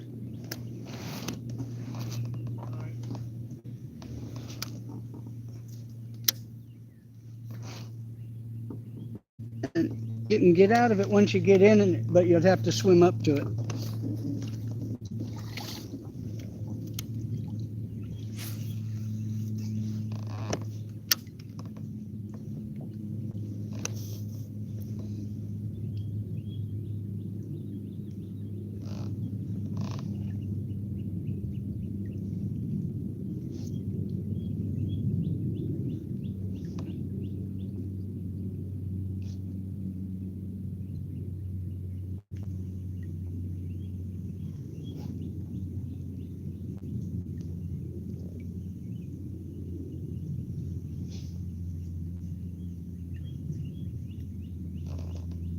Yeah, the branches go up this way right here.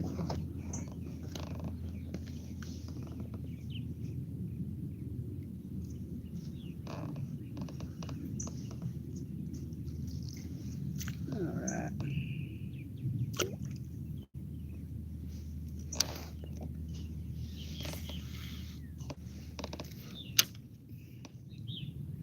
Yeah, I just threw over another tree back in there, but let's see. Oh, there's another little gar in the water. Well, why do I say in the water? Of course he's not up in the trees.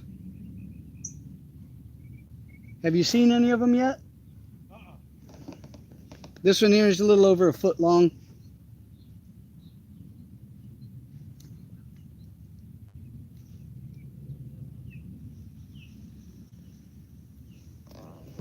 You guys can see him, but he's right there. He's going into them weeds.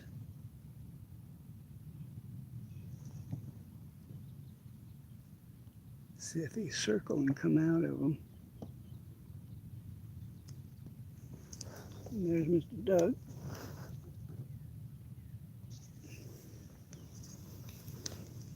Got my lizard in the water.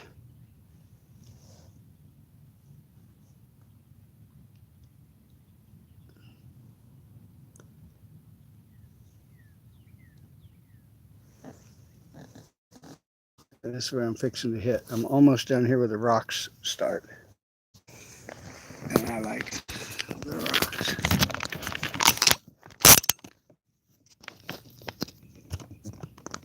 It's the only rock I got. Ain't a lot of rock around these parts to fish, and it's predominantly mud and sticks. Which are okay. I'm just used to fishing a little deeper water with rock.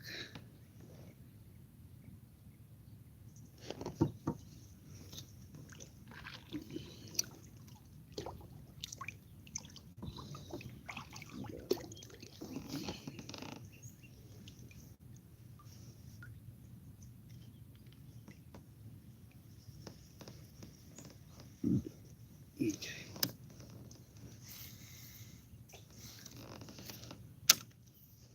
Right off the edge of this fallen tree right here.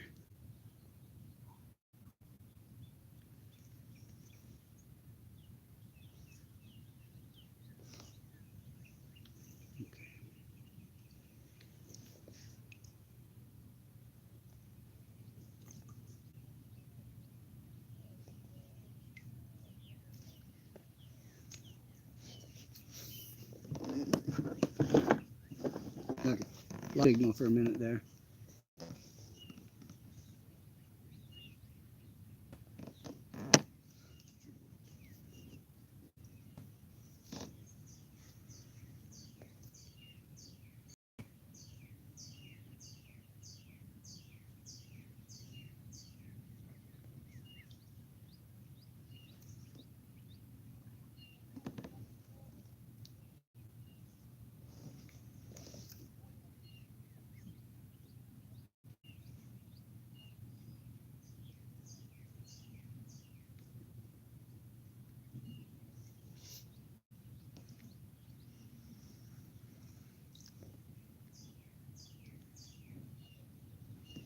No, he's hanging a little crooked.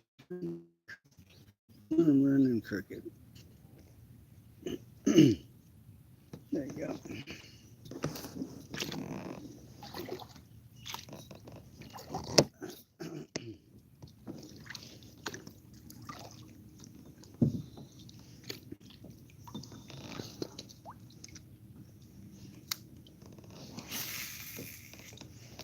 Damn it, not quite far enough. I'm gonna make a couple long casts here in a minute and stretch my line out. Oh, shoot. Dang it, man.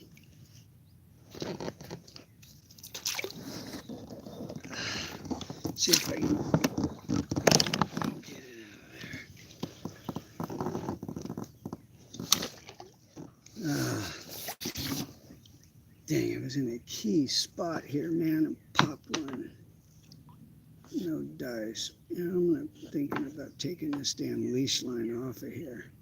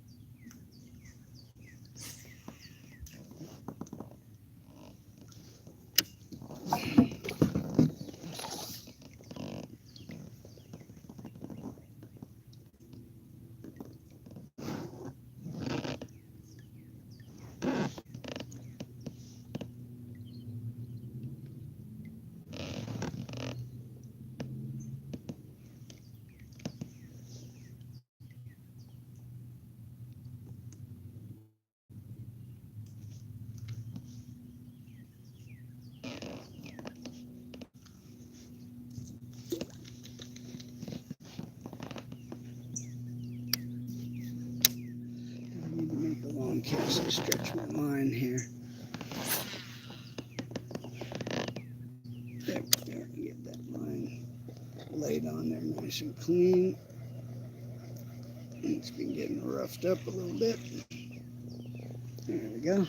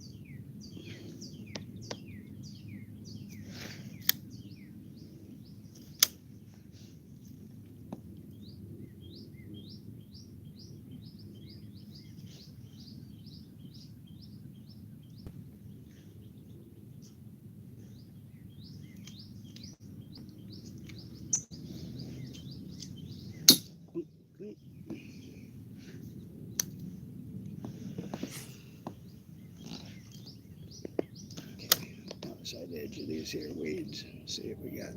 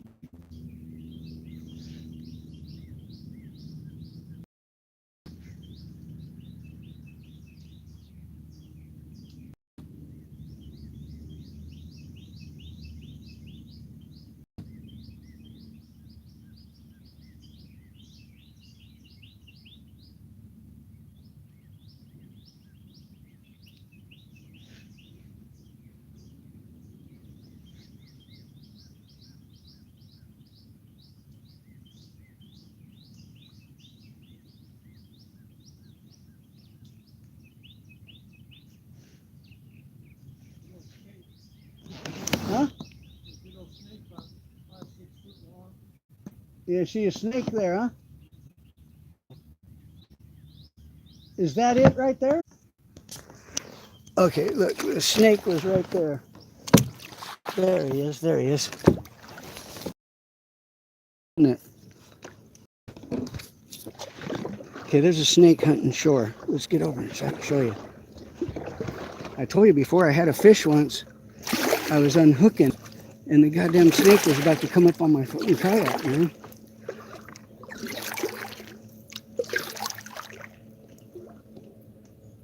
Okay, see, he dove when I came up on him a minute ago. He's right there. Look, he's coming out. Okay, he's coming out.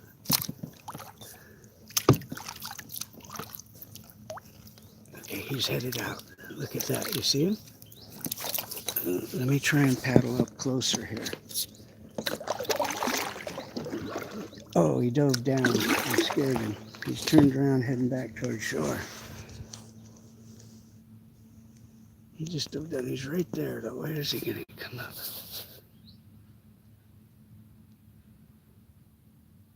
Oh, he just dove down. There he is, way up there. God damn.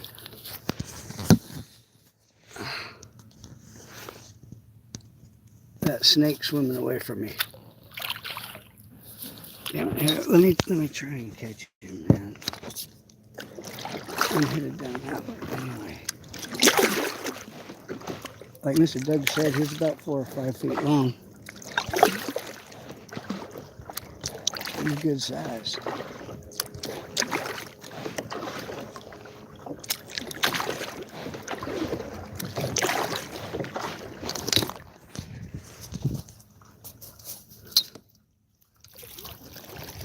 Look at that son of a bitch. Oh yeah, that's the kind that'll bite you. Ooh. I don't want to play with him. He'll get you. He'll get you. I got a paddle though. I'll knock the shit out of that fucker. Tell you what, I ain't gonna put up with that. Where is he? See if he slithers up on shore. I'll be a little safer, then I can show you. Let some bitch go. Pop up out here by me, man. Fucker dove down in the water and swam quite a ways before he popped back up. That surprised me.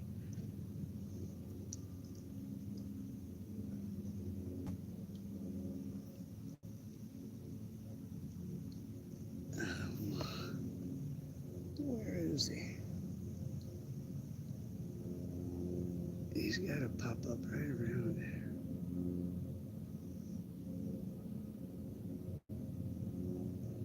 Yeah, he was the kind that bite you. I think that was a cottonmouth.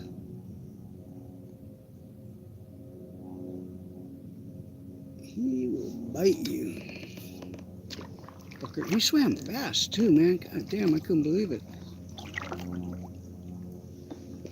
The last big one of those I saw was over at the backyard lake, man.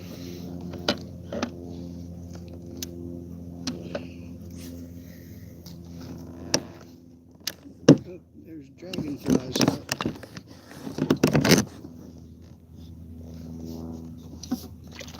Alright, back to fishing. I don't like that he disappeared though. Like I said, I was unhooking a fish once and sitting there messing around. Damn snake was fixing to come up on the kayak. I had to whack him, man.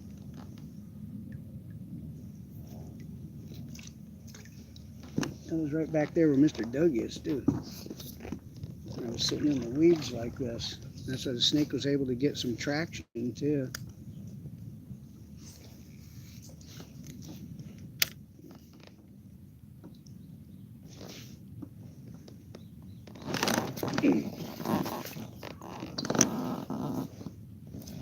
Man, damn it. Lost him. Rascal, man.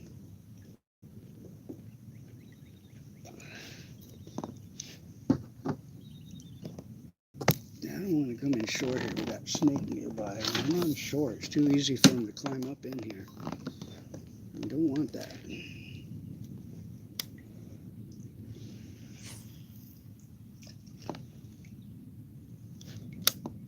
But we're down here in the rock now.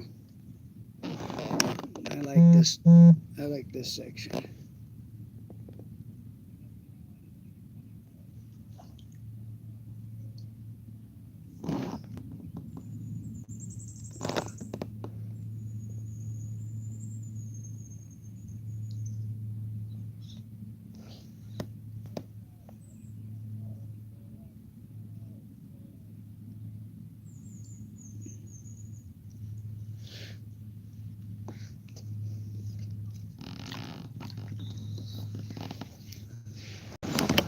Coming up behind me, snake. Well, he ain't no snake in the grass. I tell you, he's a snake on the prowl. Instead of smoke on the water, it's that damn snake on the water. I don't know, I hope if any of you are there, you got to see him. I know this camera makes things much smaller than they appear when I'm looking at him here, but he was pretty big. I think you can see him, man. He was pretty big considering he was probably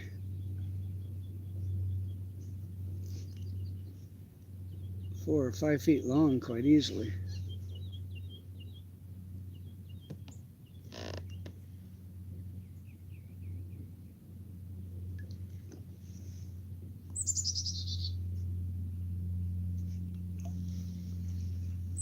Oh, I see some chat, but I don't have my glasses, and I'm in a spot where I just got bit. So give me a moment, folks. Sorry, I don't mean to neglect you there. And there's a lot of activity right here. I'm seeing a handful of fish fins and turtles messing around, and some bluegill idling also. So it's good. Like I said, I really like this rocky area. I'll show you in a minute. I don't know if you can see behind me here, there's a bunch of broken up concrete, so that's what I'm calling rock. It's kind of like rock.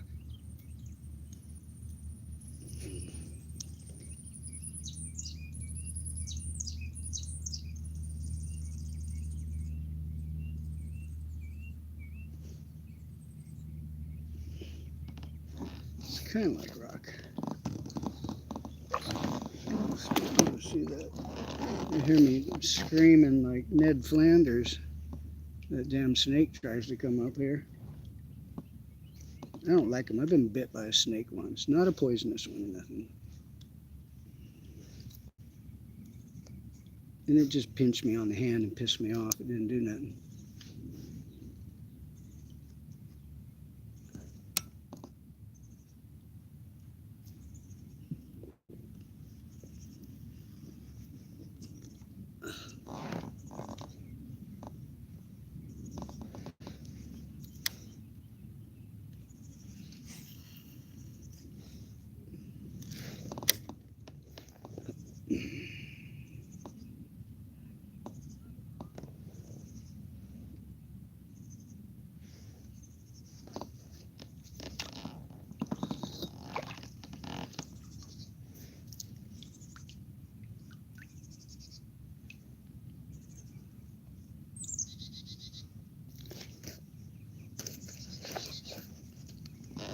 Oh, I saw somebody on chat and it disappeared. Sorry.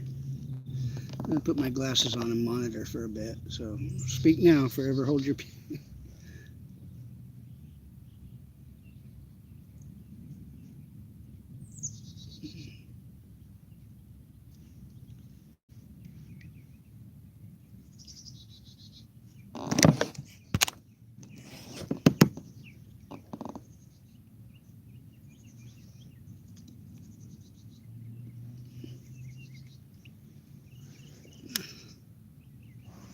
Okay, get up into the mat. We're right there. There we go. Get down in there. Oh, hey, JT and Miss Tuna.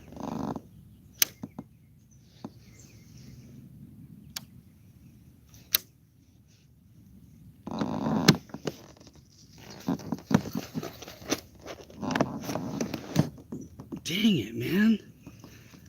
That was a good bite, and he got me right down in there and got right off, man. Damn it. Son of a bitch, man. The worm's got some teeth marks on it, tell you what. Damn, that one pulled me down hard, man.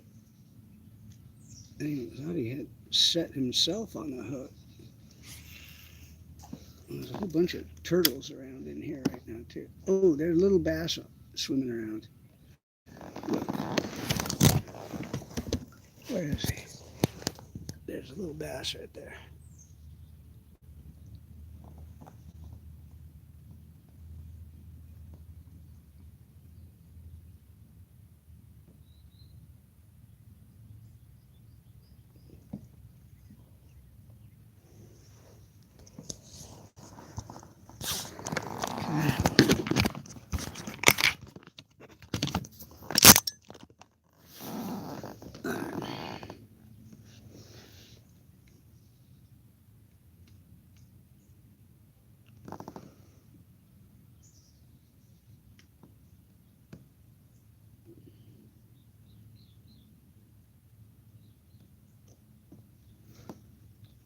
think what I'm going to do is unclip this. I'm going to roll this leash line up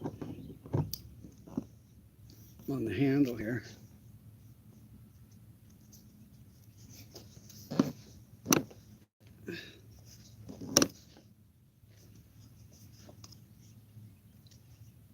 And it'll quit snagging my handle and making excuses for dumping fish.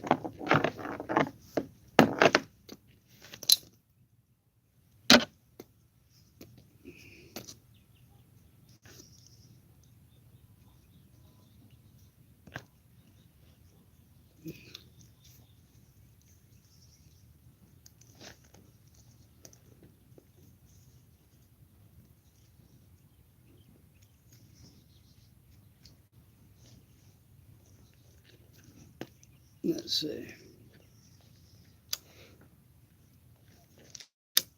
All right, now.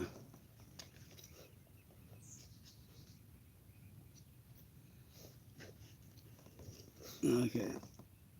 Now we're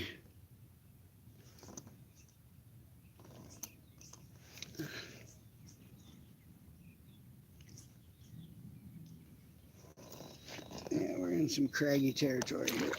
We got sticks and rocks and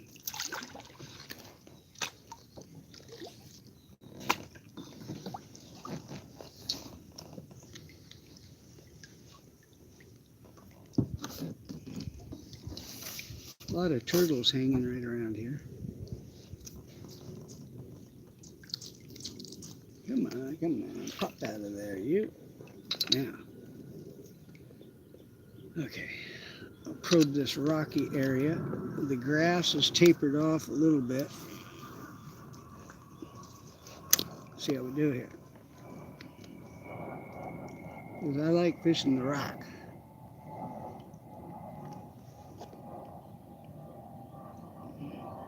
I just don't like the snakes climbing up on me.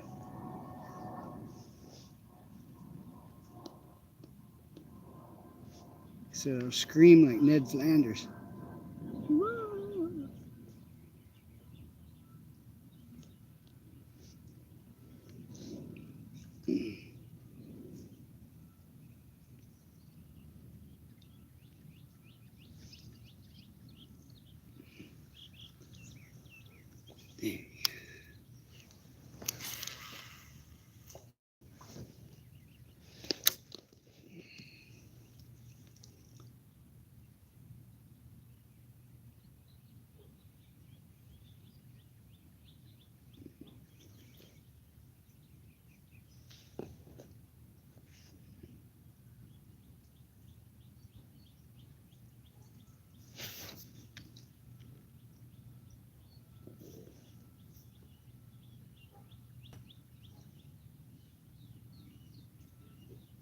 Well, the squirrel came up to say hello.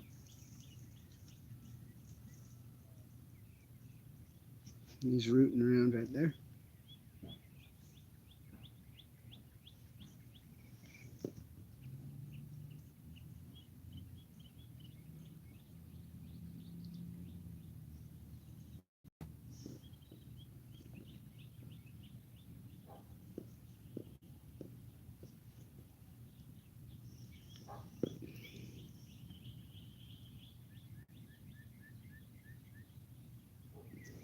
Oh,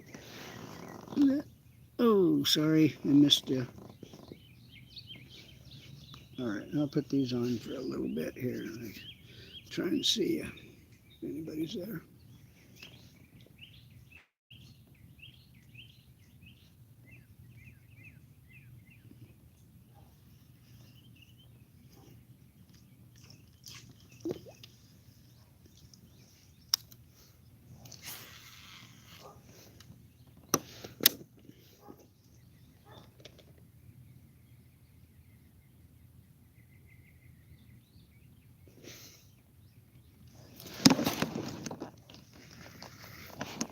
Got it.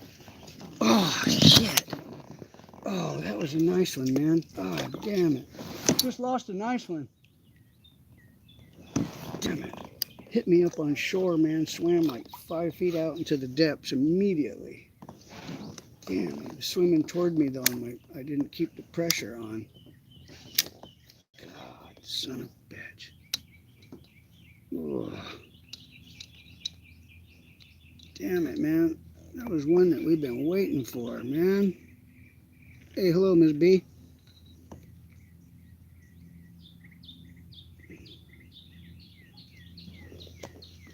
Oh, you guys, sorry, man. Damn, I just lost a porker. That one was a porker. I could tell. Oh. Well, let's see if it moved back to its spot. I rolled it pretty hard and stung the shit out of it, so fat chance it's going to grab me again, man. God damn it. This is a great spawning bank here, man. Even Mr. Mitchell let me know that.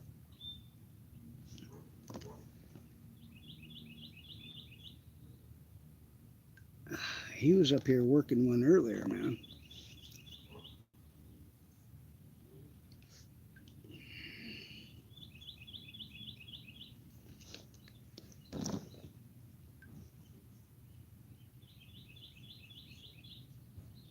Dang, man, sorry I lost that one. I've been working hard for it.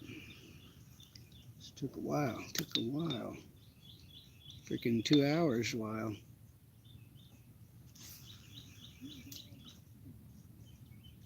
Oh, come on now. Well, that might have been the female sitting up there spawning. Now I'll end up catching the damn little male.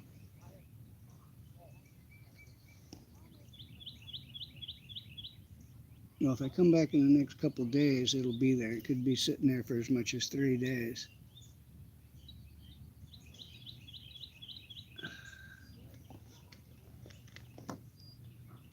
I've done that before. Rolled a spawner, lost it, come back a couple days later, throw on that spot and nail it, man. But at least I think it was the same one. You never know. That one though, man, I cast it in there and it rocketed out. I could see my line move, man, like 5 feet out. Stuck him, got like 2 cranks down.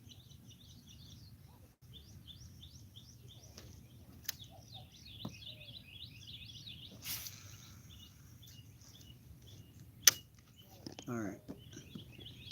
That was kind of a dangerous cast because I got some obstruction between me and where I just flipped it. Uh-oh, these ladies up on shore are looking down in the water at something stopped them cold. I wonder what they see. A fish or a snake or something they're looking at.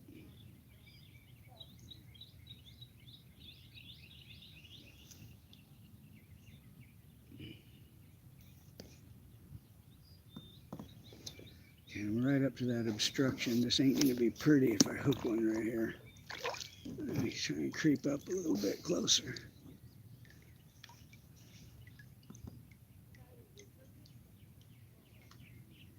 Oof, come on now. Pick me up.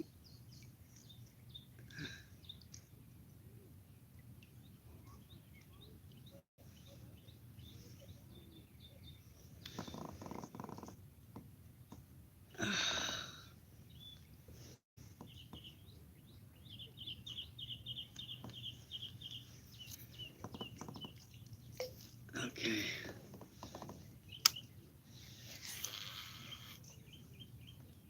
All right. I like this cast.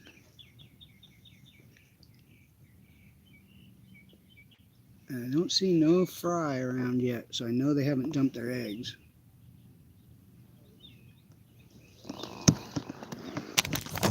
But, see that turtle up that just dove down in front?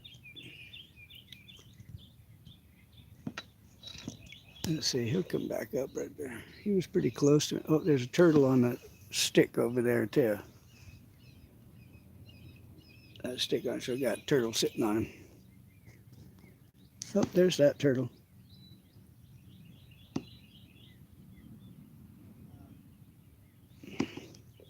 I ain't fishing for turtles. I ain't fishing for turtles today.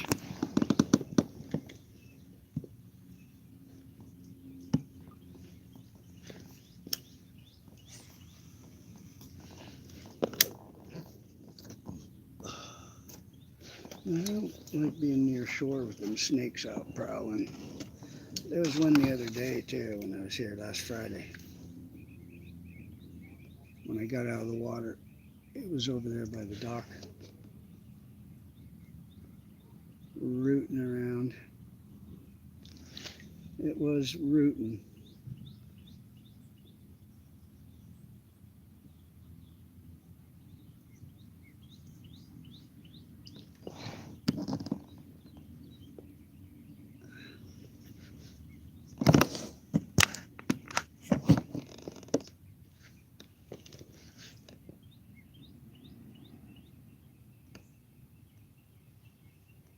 Ooh, we got some depth right there. Got some depth right there. Alright. I'm almost at the max distance that I'm going to go down this shore before I turn around and start working back.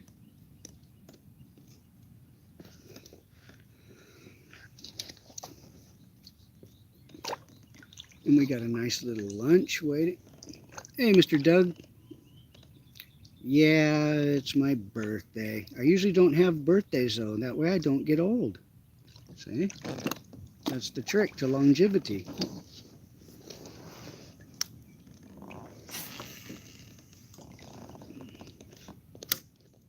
Hey, thank you, Mr. Gurf. Good to see you, buddy.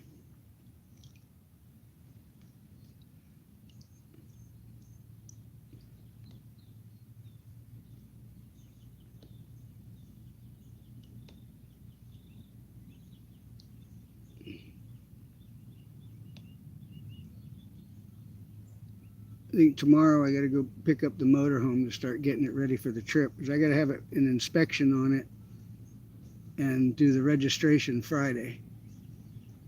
It's 6 months overdue. But I went yesterday and started it up, started the generator, and cycled the awning and the pop outs and all the good stuff working. So that's after this next trip, I'm going to do an oil change. I may do an oil change on it this weekend. We'll see.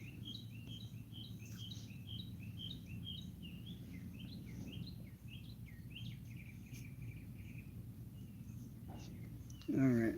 Only a couple more casts up at this end. And then I'm going to turn around and start working back.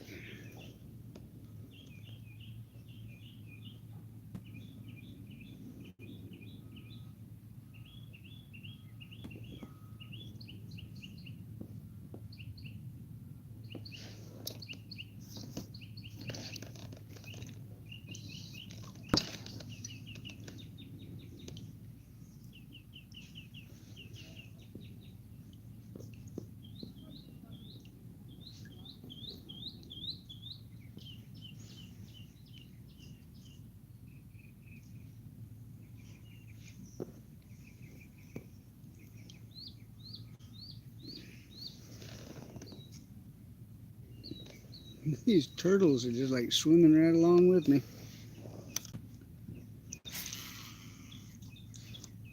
That's probably the only action they've seen in a while.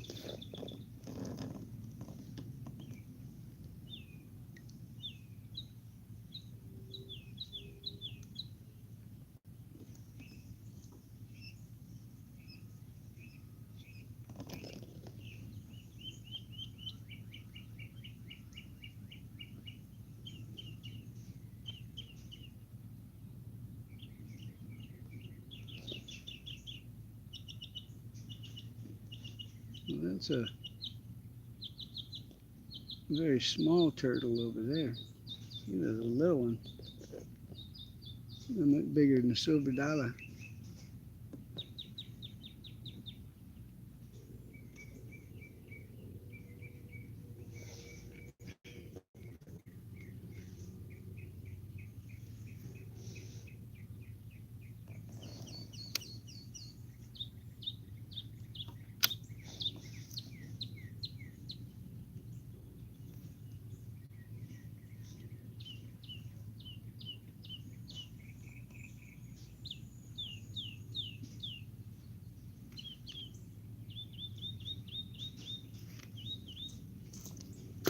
Okay, let me get up in the area of that dead tree right there.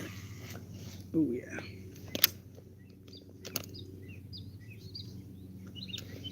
There's nobody there. I'll take my glasses off.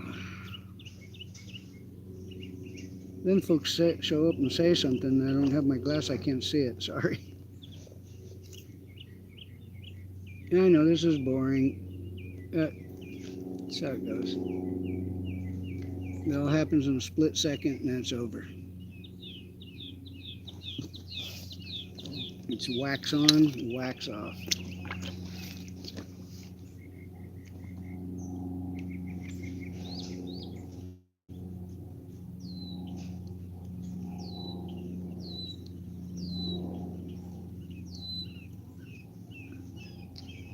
Okay, I'm going to go up here and invade that fish that Mr. Mitchell always goes after. Sits up here in this spot here. I've been watching him where he goes.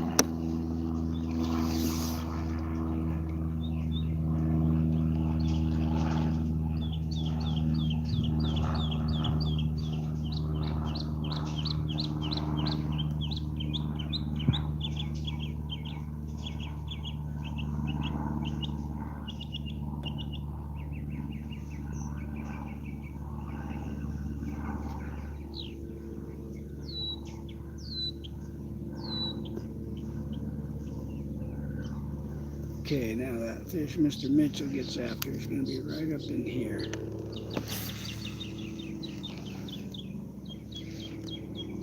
Make a nice long cast so I don't scare it.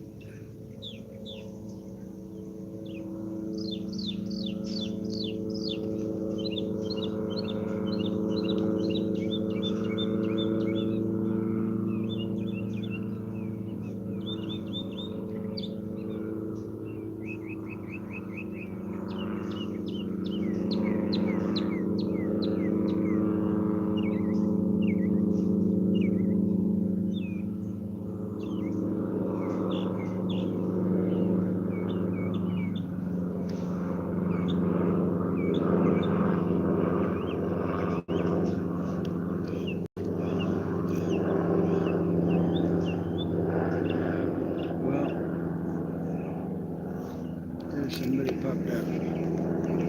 Mr. JT, Mr. City. Howdy.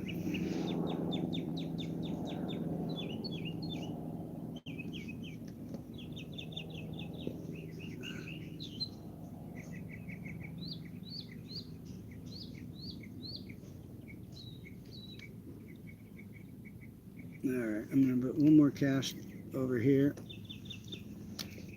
and then turn it around.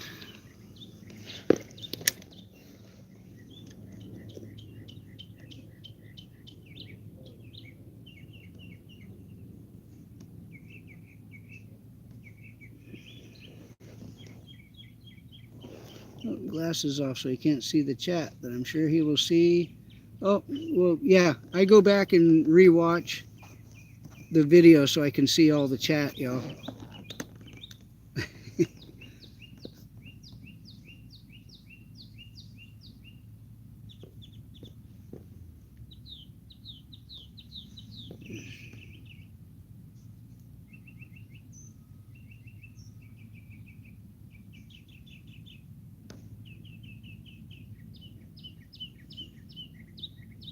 It was a big snake earlier I was chasing around.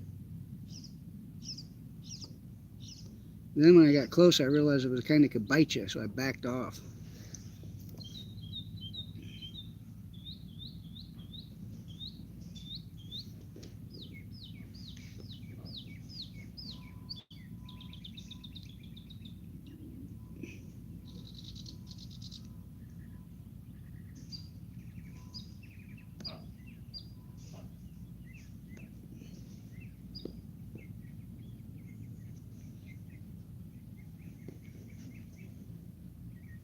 Okay, it's time for me to rotate and start heading back. Mr. Doug's over there.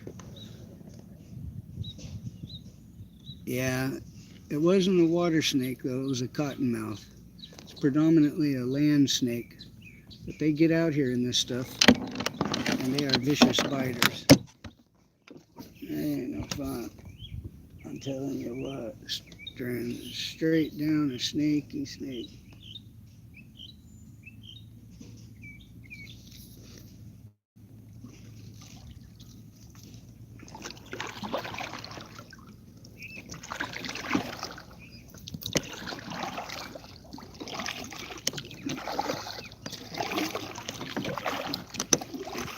See if I can sneak back up where that one was that I lost. Yeah, that was a bummer. I hooked a nice one, man. I lost him. Well, thank you there, Mr. and Miss Hellcat.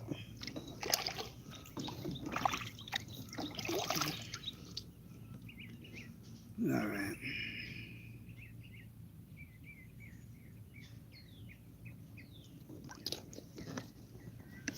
So you got my neighbor, Mr. Doug, over there. And he got one. He's probably lost a couple. And I got one and have lost a handful. One of them I shouldn't have lost, man. That was a nice one. I had him on halfway decent, man. I still dumped him. Dumped him. I had poor form on that one. Very poor form. But it hit me on shore, man. It rocketed off at least 5 feet. I watched my line boogie, man. I snapped. I got a weak set because it was swimming toward me. And by the time I laid down a couple cranks, it was long gone.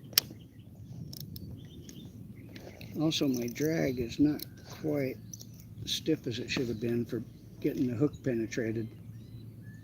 You gotta penetrate with that hook.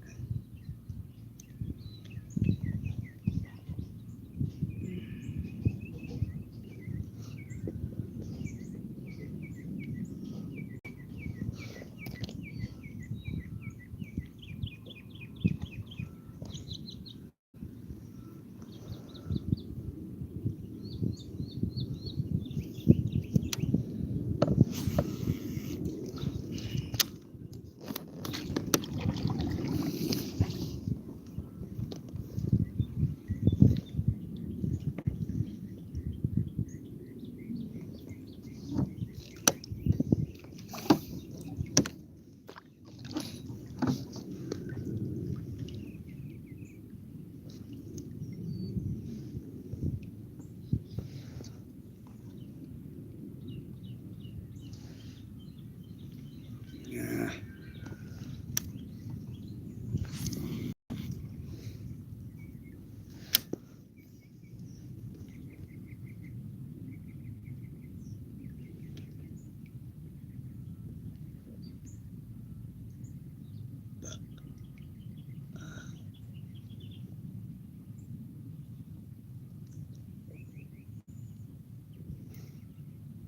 Yeah, this is a spot. I have to come back on that one I lost because I think it'll reposition itself.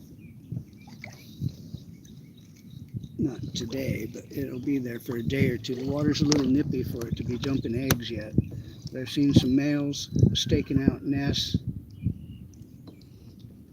I had a few snappy little pops in there that were probably males. And rolled one. That female I rolled was probably a little over 6 feet deep when I stuck it. And I could tell it was a little bit hefty, comparatively speaking, to the others.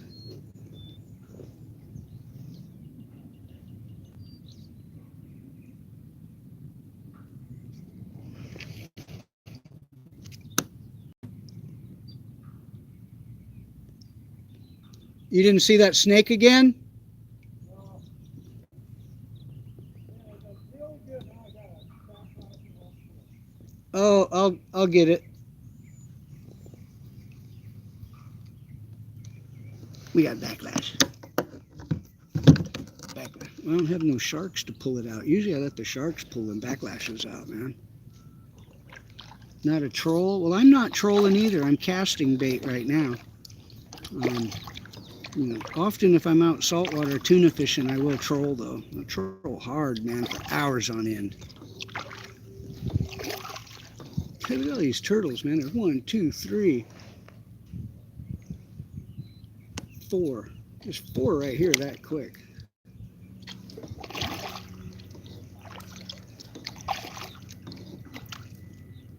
Oh, that one there's a snapping turtle there. He wouldn't be messing with. The other one's got the little red by their ear. They may have been released out of someone's tank. They may have.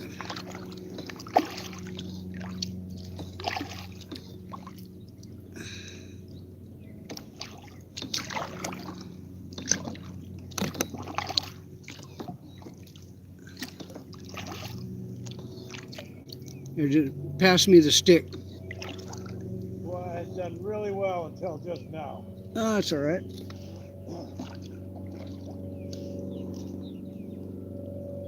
I did a backhanded flip. I did it good this time. That's it. Oh shit! Yeah. Here, I may just cut that off and I can re-gig it. You just hand me the stick and I'll get it. Here, grab this and pull me over to you. There we go. I had 2 others on. All right. One jumped up out of the water and spit it out. It wasn't a very big one, but. All right. Now let me see here.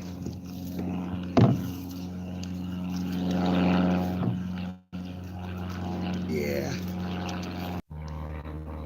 Sorry about that. That's all right. Here, grab that line and hand line in your rig, and then keep the line up on your boat so we don't dispose of any line.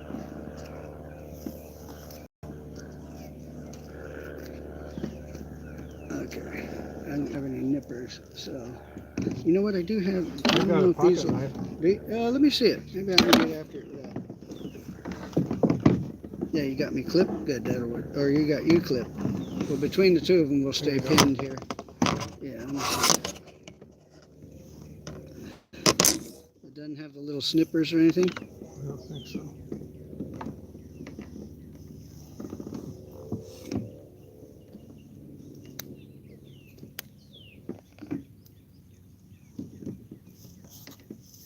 Look at that.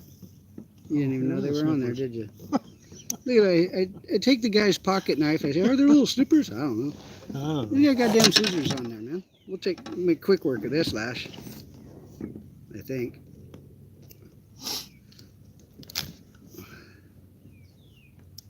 I hate when that happens.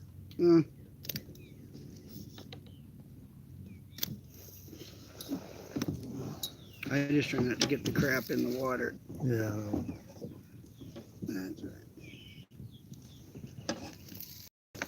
Yeah, when we first met Mr. Mitchell, my son and I were here fishing, and my son was throwing a bait off the dock and threw it parallel to shore and got it way the hell down there and got it stuck, man.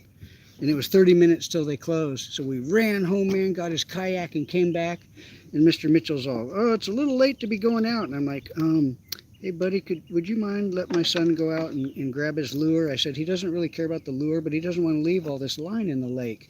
And he goes, oh, yeah, go ahead, man. I appreciate that. Yeah. That was how I met Mr. Mitchell. Yeah.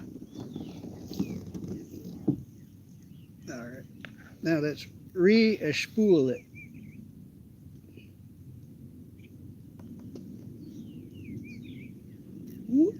Just like that. Now I don't have 6-foot arms, so. Don't? Some guys do. I'll tell you what. Boy, howdy. They get over the tip of that. Look at these little tiny baby eyes on this thing. I said, it's my son's pole. He's a sucker for all those gimmicks. No, it's a nice pole, though. I like the way it works. I mean, I like the stiffness of it. I figured it would be good for you in here. Because also of the cast control that we just violated. Yeah. Yeah. Oh, that. That's what it's called, right? Well, my son's like me. We run super full spools. so that we can bite off. Plus they cast better that way too, because it creates more.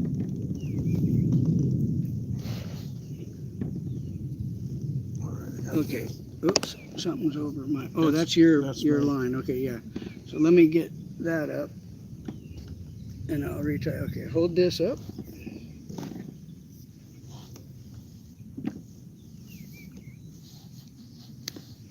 All right. Performing surgery. Give me that. And I'll take care of all that layer line.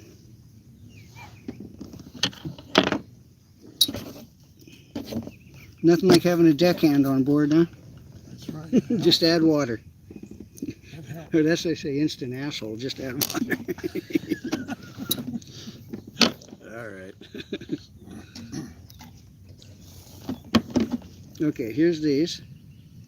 They work now. Now from now on, I'm expecting you'll be bringing these with.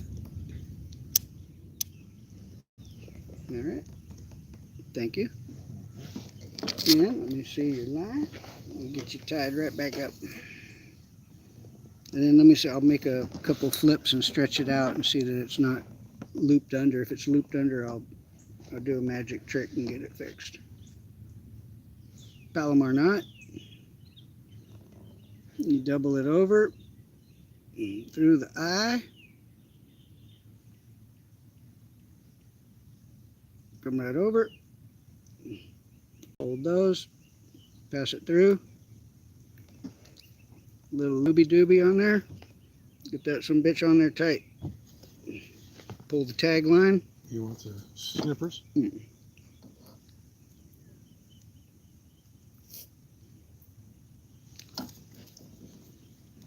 All right, now let's get you a fresh lizard. Hell, you've been using that same one. Yep. Let's get a freshie on there. Let's get us a fresh one on there. Well, so you had a pretty good hit over there on the rock? Oh man, I nailed a nice one, man. Immediately when it hit, I thought I saw the line move a little bit, and just that quick it moved like 5 feet. Boom, stuck it. Didn't get a good stick on him because he's moving toward me, but I couldn't drop and re-stick, so I just started cranking. It was a feeble bend in the rod. It wasn't loaded, and sure enough, the rod sprung up a bit, and as he swam toward me, it got to that point, it came unbuttoned. But also my drag wasn't buttoned down tight as I like it, so I think I got a feeble set on the hook. Oh. The hook didn't blow through clean, like I was explaining the distance of the sprout, being able to make. Well, you saw in that little one how it was. Yeah. It made the spread. On larger ones, it'll do the same thing. The sprout on these hooks is such that it'll make the spread of a 10-pounder. That's why I geared it with 3/0. I don't like using a big, gigantic hook, but I want it to be big enough to make the spread of the jaw, so you don't hook it on the flat part, not penetrating to the inside where they'll pivot clean. So I want them to pivot clean, so when you got that 10-pounder on and he's jumping and cavorting, it doesn't get a cantilever action to pull it off of there. That's why I don't like spinner baits and crankbaits for hog hunting, because they initiate cantilever action that'll make you blow the hook when they jump and run and surge. All right, there you go. Typical rig. All right. Very good. He's hanging a little crooked. Let's straighten him out. You want him to hang nice and clean. Thank you, sir. Yep. All right, now we'll start working our way back. Okay.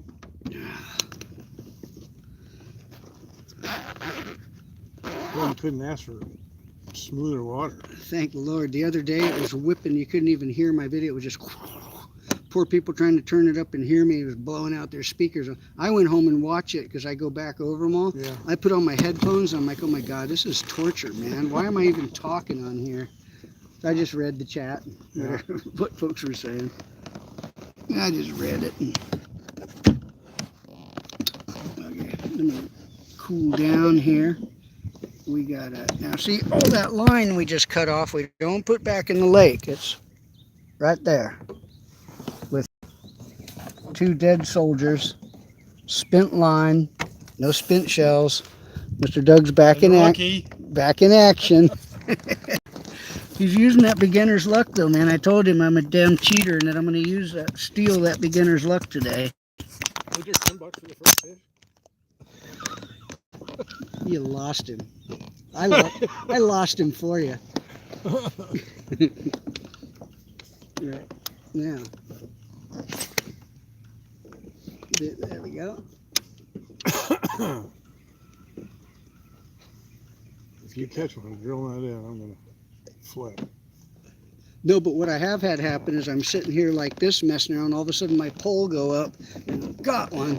Yeah, I did that on a especially if freaking. you're close to the grass. I did it on bare hook a couple times. No kidding. I'll be fishing around for a lizard, my hook hanging there. All of a sudden, my pole goes up. Damn bass took it just like that. Yeah. I had it happen at night too.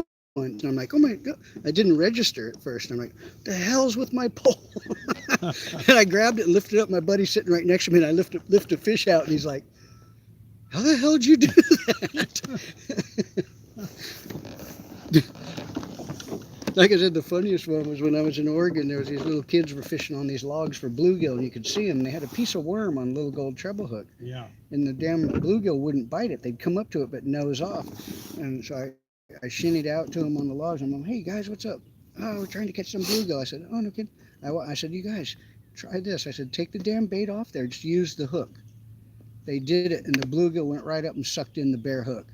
And they started catching. It was funny. There was an old timer sitting on shore, and as I come walking off, he goes, I walked off and got back to my Jeep, hopped in, and the old man, I saw him, yelled him, what you boys catching them on? And the little boy pipes up and goes, nothing.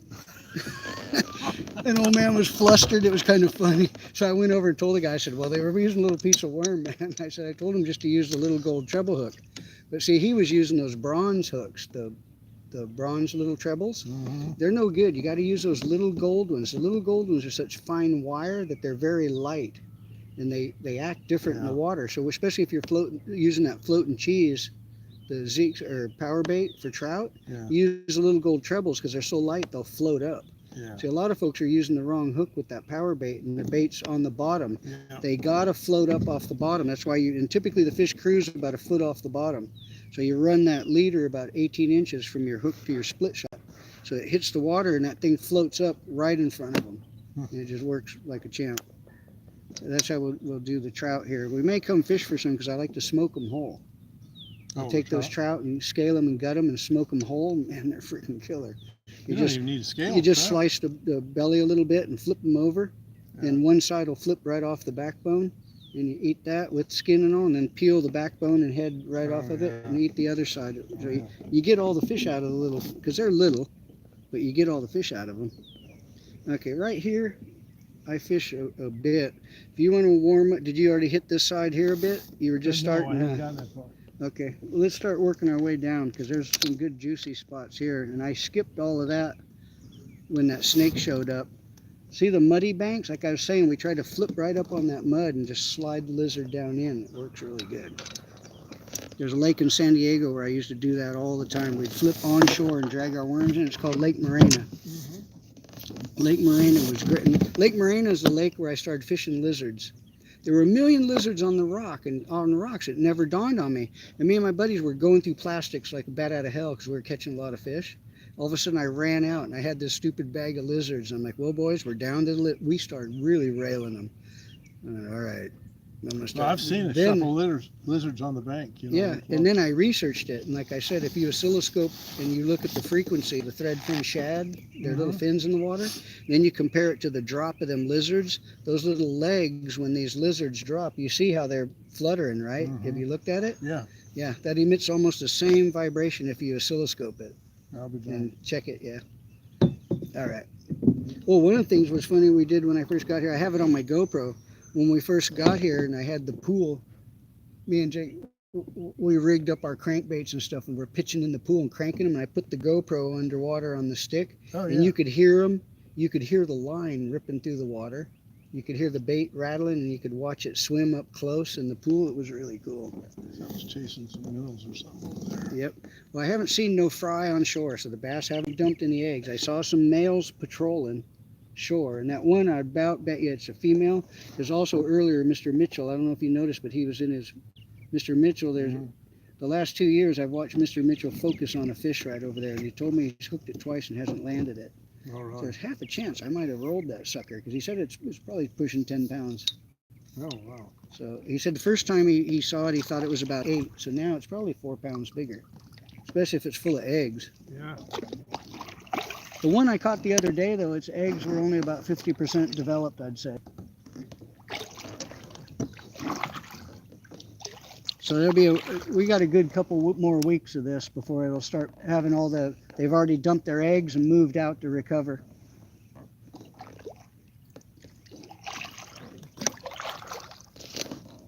All right, anybody there? The water is glass right now, man. Look at this. If anybody's there, you can say, love you, man. It's just glass.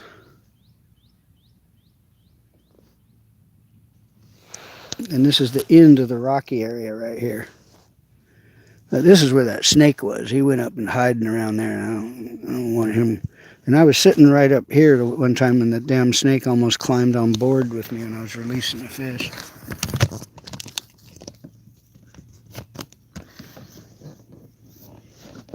I made a video of that one, but I don't think I ever put it up. I got a whole bunch of videos I never put up. I'll make like 4 and put one.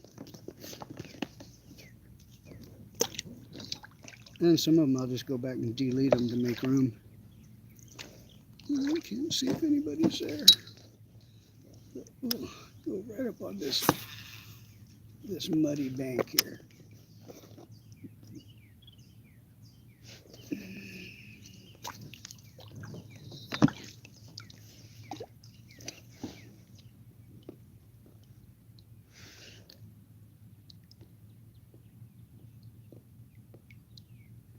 There's some juicy areas up here. We should be able to pop a couple before we get out. My phone battery probably waning. I just found where I can order some fresh batteries for it. Ooh, there's a gar there about 1.5 feet. Oh, I just got a hit. I saw that. There's a gar in the water right there. Let's see if I can't quite get my lizard to him. Dang, he's a wide body one for a little shrimp. Let's see if I can entice this gar right here, you guys. Oh my God, I threw that lizard right in front of him, man. And he ain't paying no mind to it. In fact, he's swimming away from it. Come on, dude. Circle back around and just rail that lizard for being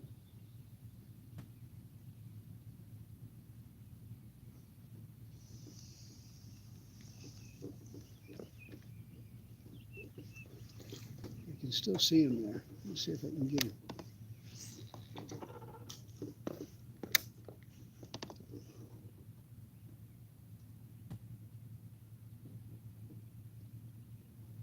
The gar are hard though with their long skinny beaks all loaded with teeth, man. You smack them and it like never sticks. And a lot of them I've hooked them on the crankbait and they come right off, man. But my buddy that had brain surgery, he was out here visiting me, old Mike. He railed one about a 4-footer, man, on the little ultralight on crankbait, and we got it up on shore wrestling it, and I lost it for him, man. He was bummed. He was bummed.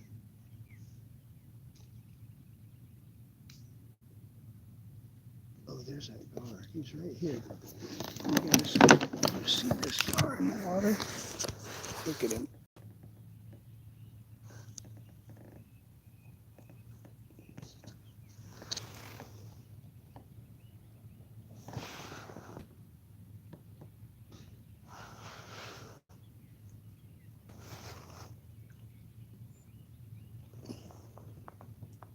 And he goes under my boat. And come out over here. No, oh yeah, there he goes.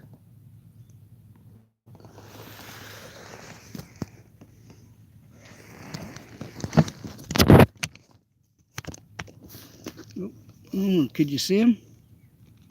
Yeah, I know, huh, Mr. City? All right. Well.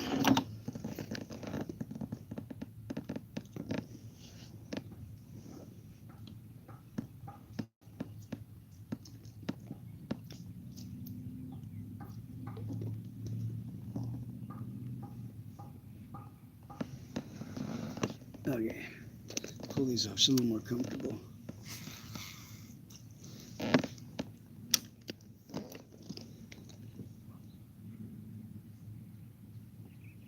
See that gar swimming around waiting for bass eggs to hatch so he can just start eating all those little bass.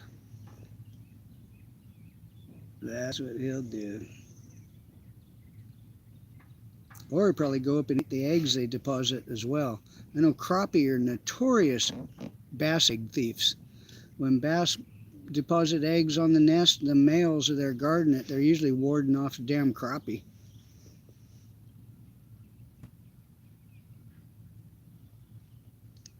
Crappies love to eat bass eggs. I cleaning a bass. I grabbed a sack of roe out of a bass and took a bite on it and chewed some up. It was bitter and tasted like shit, man. It kind of burned my mouth. I didn't like it, man. I only did that once though, and that was in the 80s. That was a long, long time ago. So maybe it's an acquired taste. By now I could probably handle it, huh?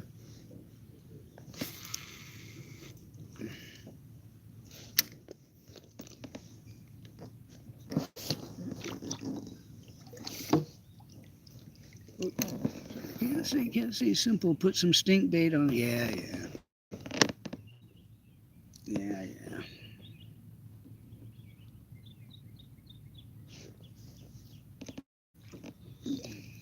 I've used stink bait at Santee Lakes in San Diego for catfish. It worked on the stalker. And to be honest, the catfish I did catch on stink bait, the ones that I got were 8 to 10 pounds. They were nice, respectable cat silver spoons.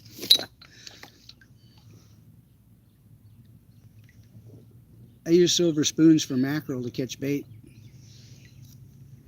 I use Castmasters and Hopkins. Works great on mackerel, catching yellowtail bait. Stink bait ain't worth the trouble. In fact, if I want to... Oh, we're back.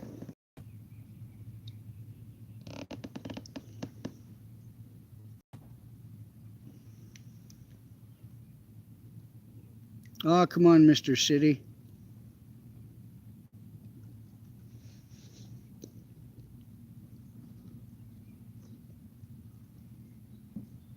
When you caught that bass, the pole bent over like a noodle.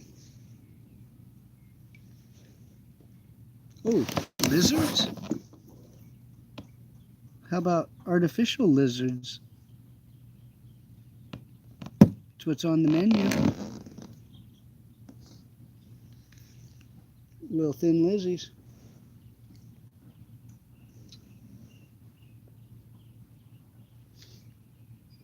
Okay.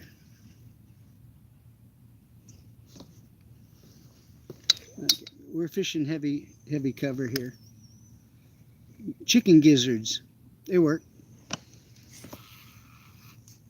See, all these wacky ass baits, a lot of times it has nothing to do with the bait. It's merely the presence. You could damn near throw anything out there and the fuckers will grab it.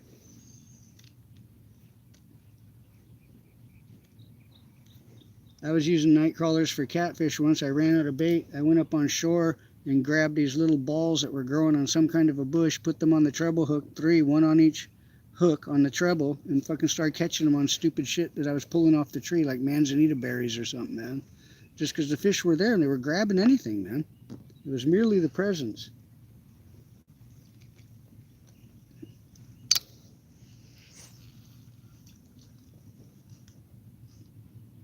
But they ain't after my presence very well here, are they? Tell you what. They're looking at it and laughing it off the menu. They're laughing it off the menu.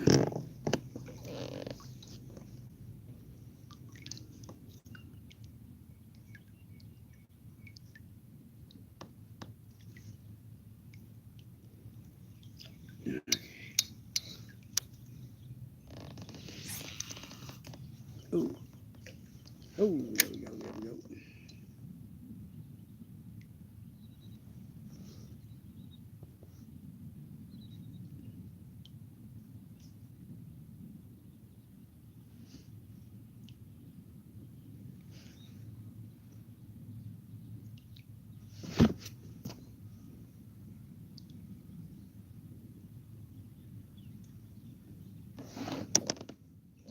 Well, Mr. Doug don't know, but I got some pieces of tuna and boar I cooked last night ready for lunch when we get home.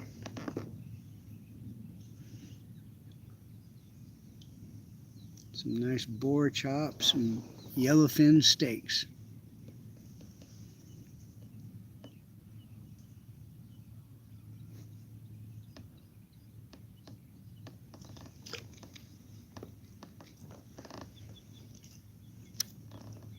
Okay. There we go. All right. I like that one. I'm in the middle of a big old mat full of weeds here.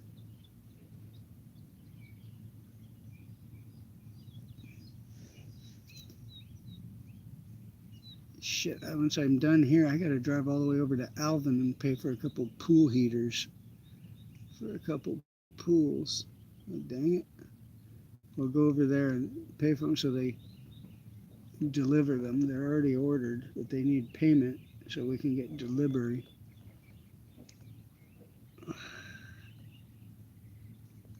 Tried to fix one of them. No, I'm using a 10-pound line with no leader, tied straight.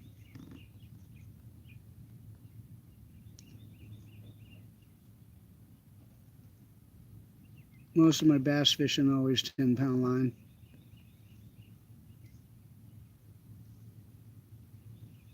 1/8 ounce bullet head, 3/0 mustad, 6-inch zoom lizard. Same old thing I've been throwing since the 70s. Handle right here by the boat. Ugh. You got to set that hook like you mean it.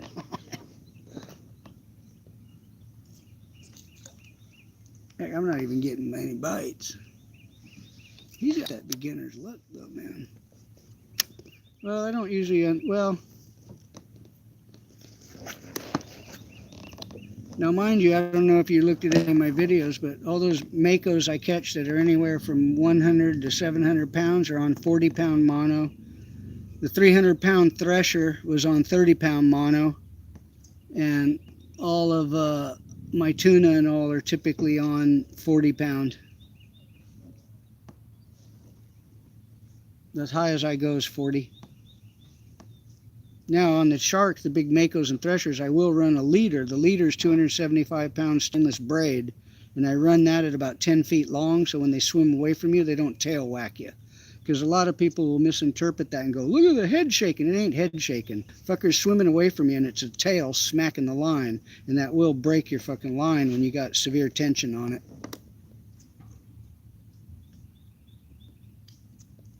As I've seen guys break off tuna, and I'm like, uh-oh, Bubba got tail whacked. I don't know. Mr. Tuna expert don't know what the fuck I'm talking about. So he proceeds to continue to do it and tie direct with that. Now, if you're on a big boat and you're trolling real fast, like for wahoo and shit, you want to run probably sometimes a 80-pound leader on that. They run for wahoo are the wahoo are pretty toothy critters. I've never caught one. A lot of my buddies I fish with have, and they run steel leaders on those too.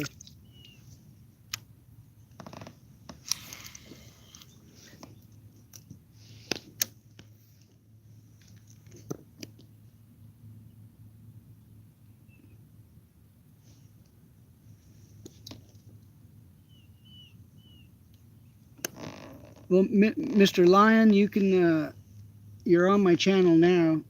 Just on Terry B, just type in various fish. That'll show you some of the fish I'm talking about. Or Shark Trip will show you the makos, or a mako.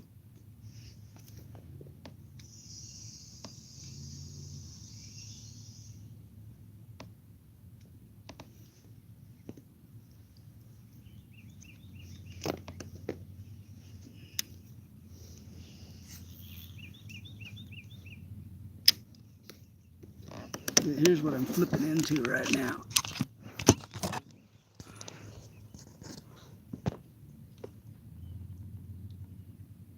I'm underneath that tree.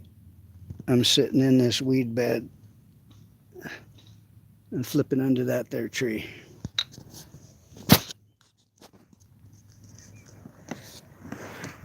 Yeah, like I said, Mr. Saltwater Club, I do all, doesn't matter, fresh salt.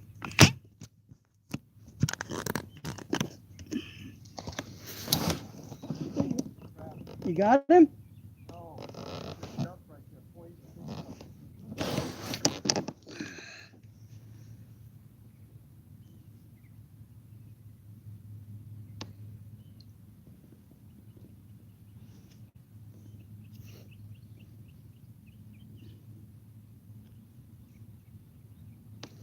What's that special day, Mr. City? Selling a boat or buying a boat?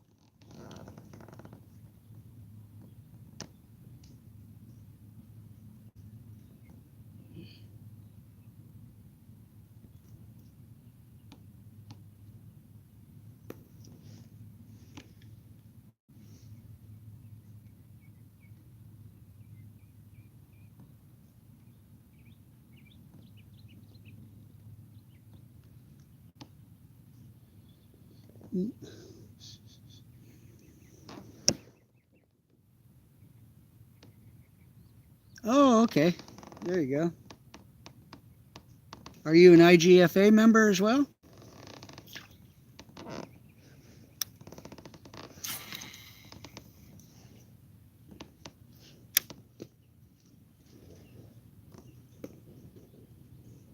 Check out the Avalon Tuna Club.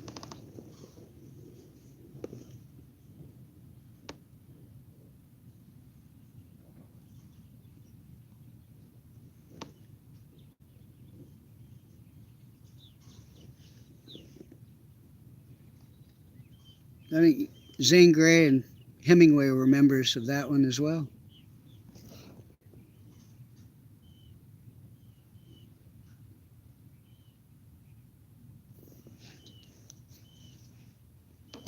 But see, you're talking Florida. I'm West Coast, San Diego. Yeah, city. Avalon Tuna Club.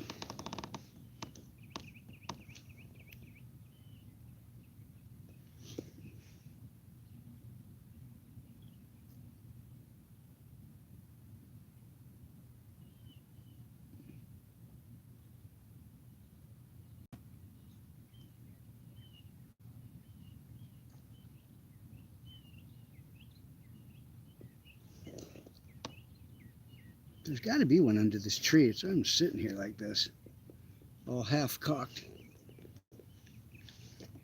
I was going off half cocked.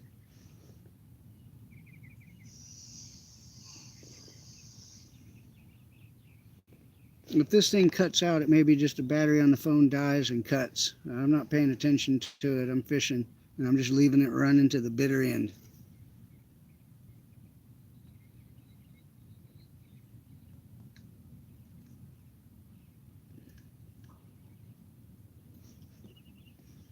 Put this back on. There's some sun coming down here.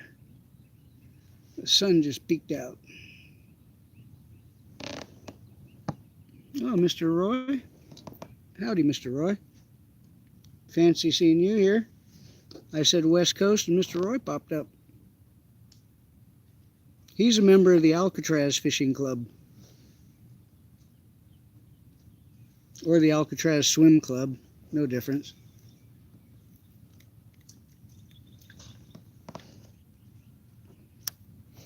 All right, let me move over to the shade. I'm gonna move over to the shade. Have a swig.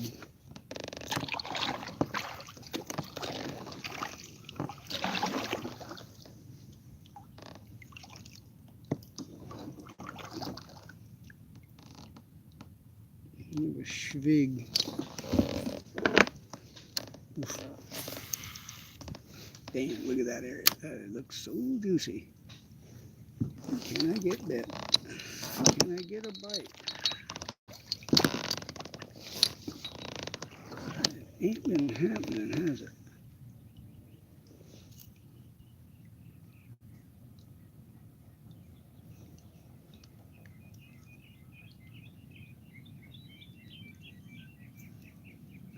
Uh-oh, I hear Mr. Doug's phone going off. That's not good when you're fishing. You don't want to hear your phone going off when you're fishing.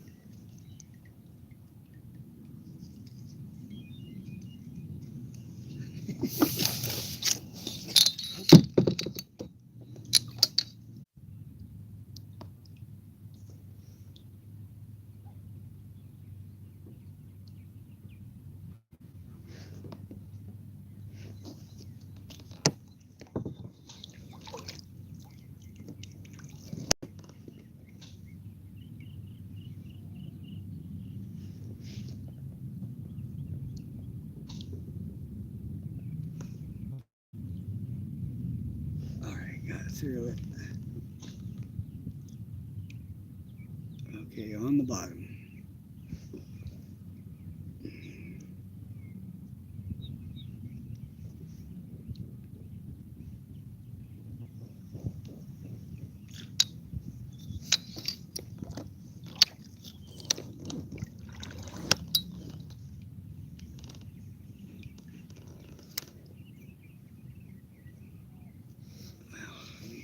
Creep up a little bit closer here. Uh-oh. I think my battery's going, the screen's gone dark.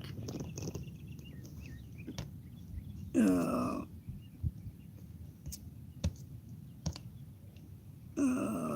right, I'm gonna have to terminate here. Sorry, everybody, but it's time to go. Time to say goodbye. And I don't have my new battery in here yet. And this thing is just like on its last legs. It won't even show me anything. Shit. God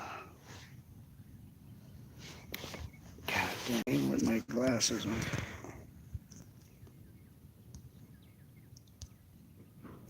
It's not responding. It went back.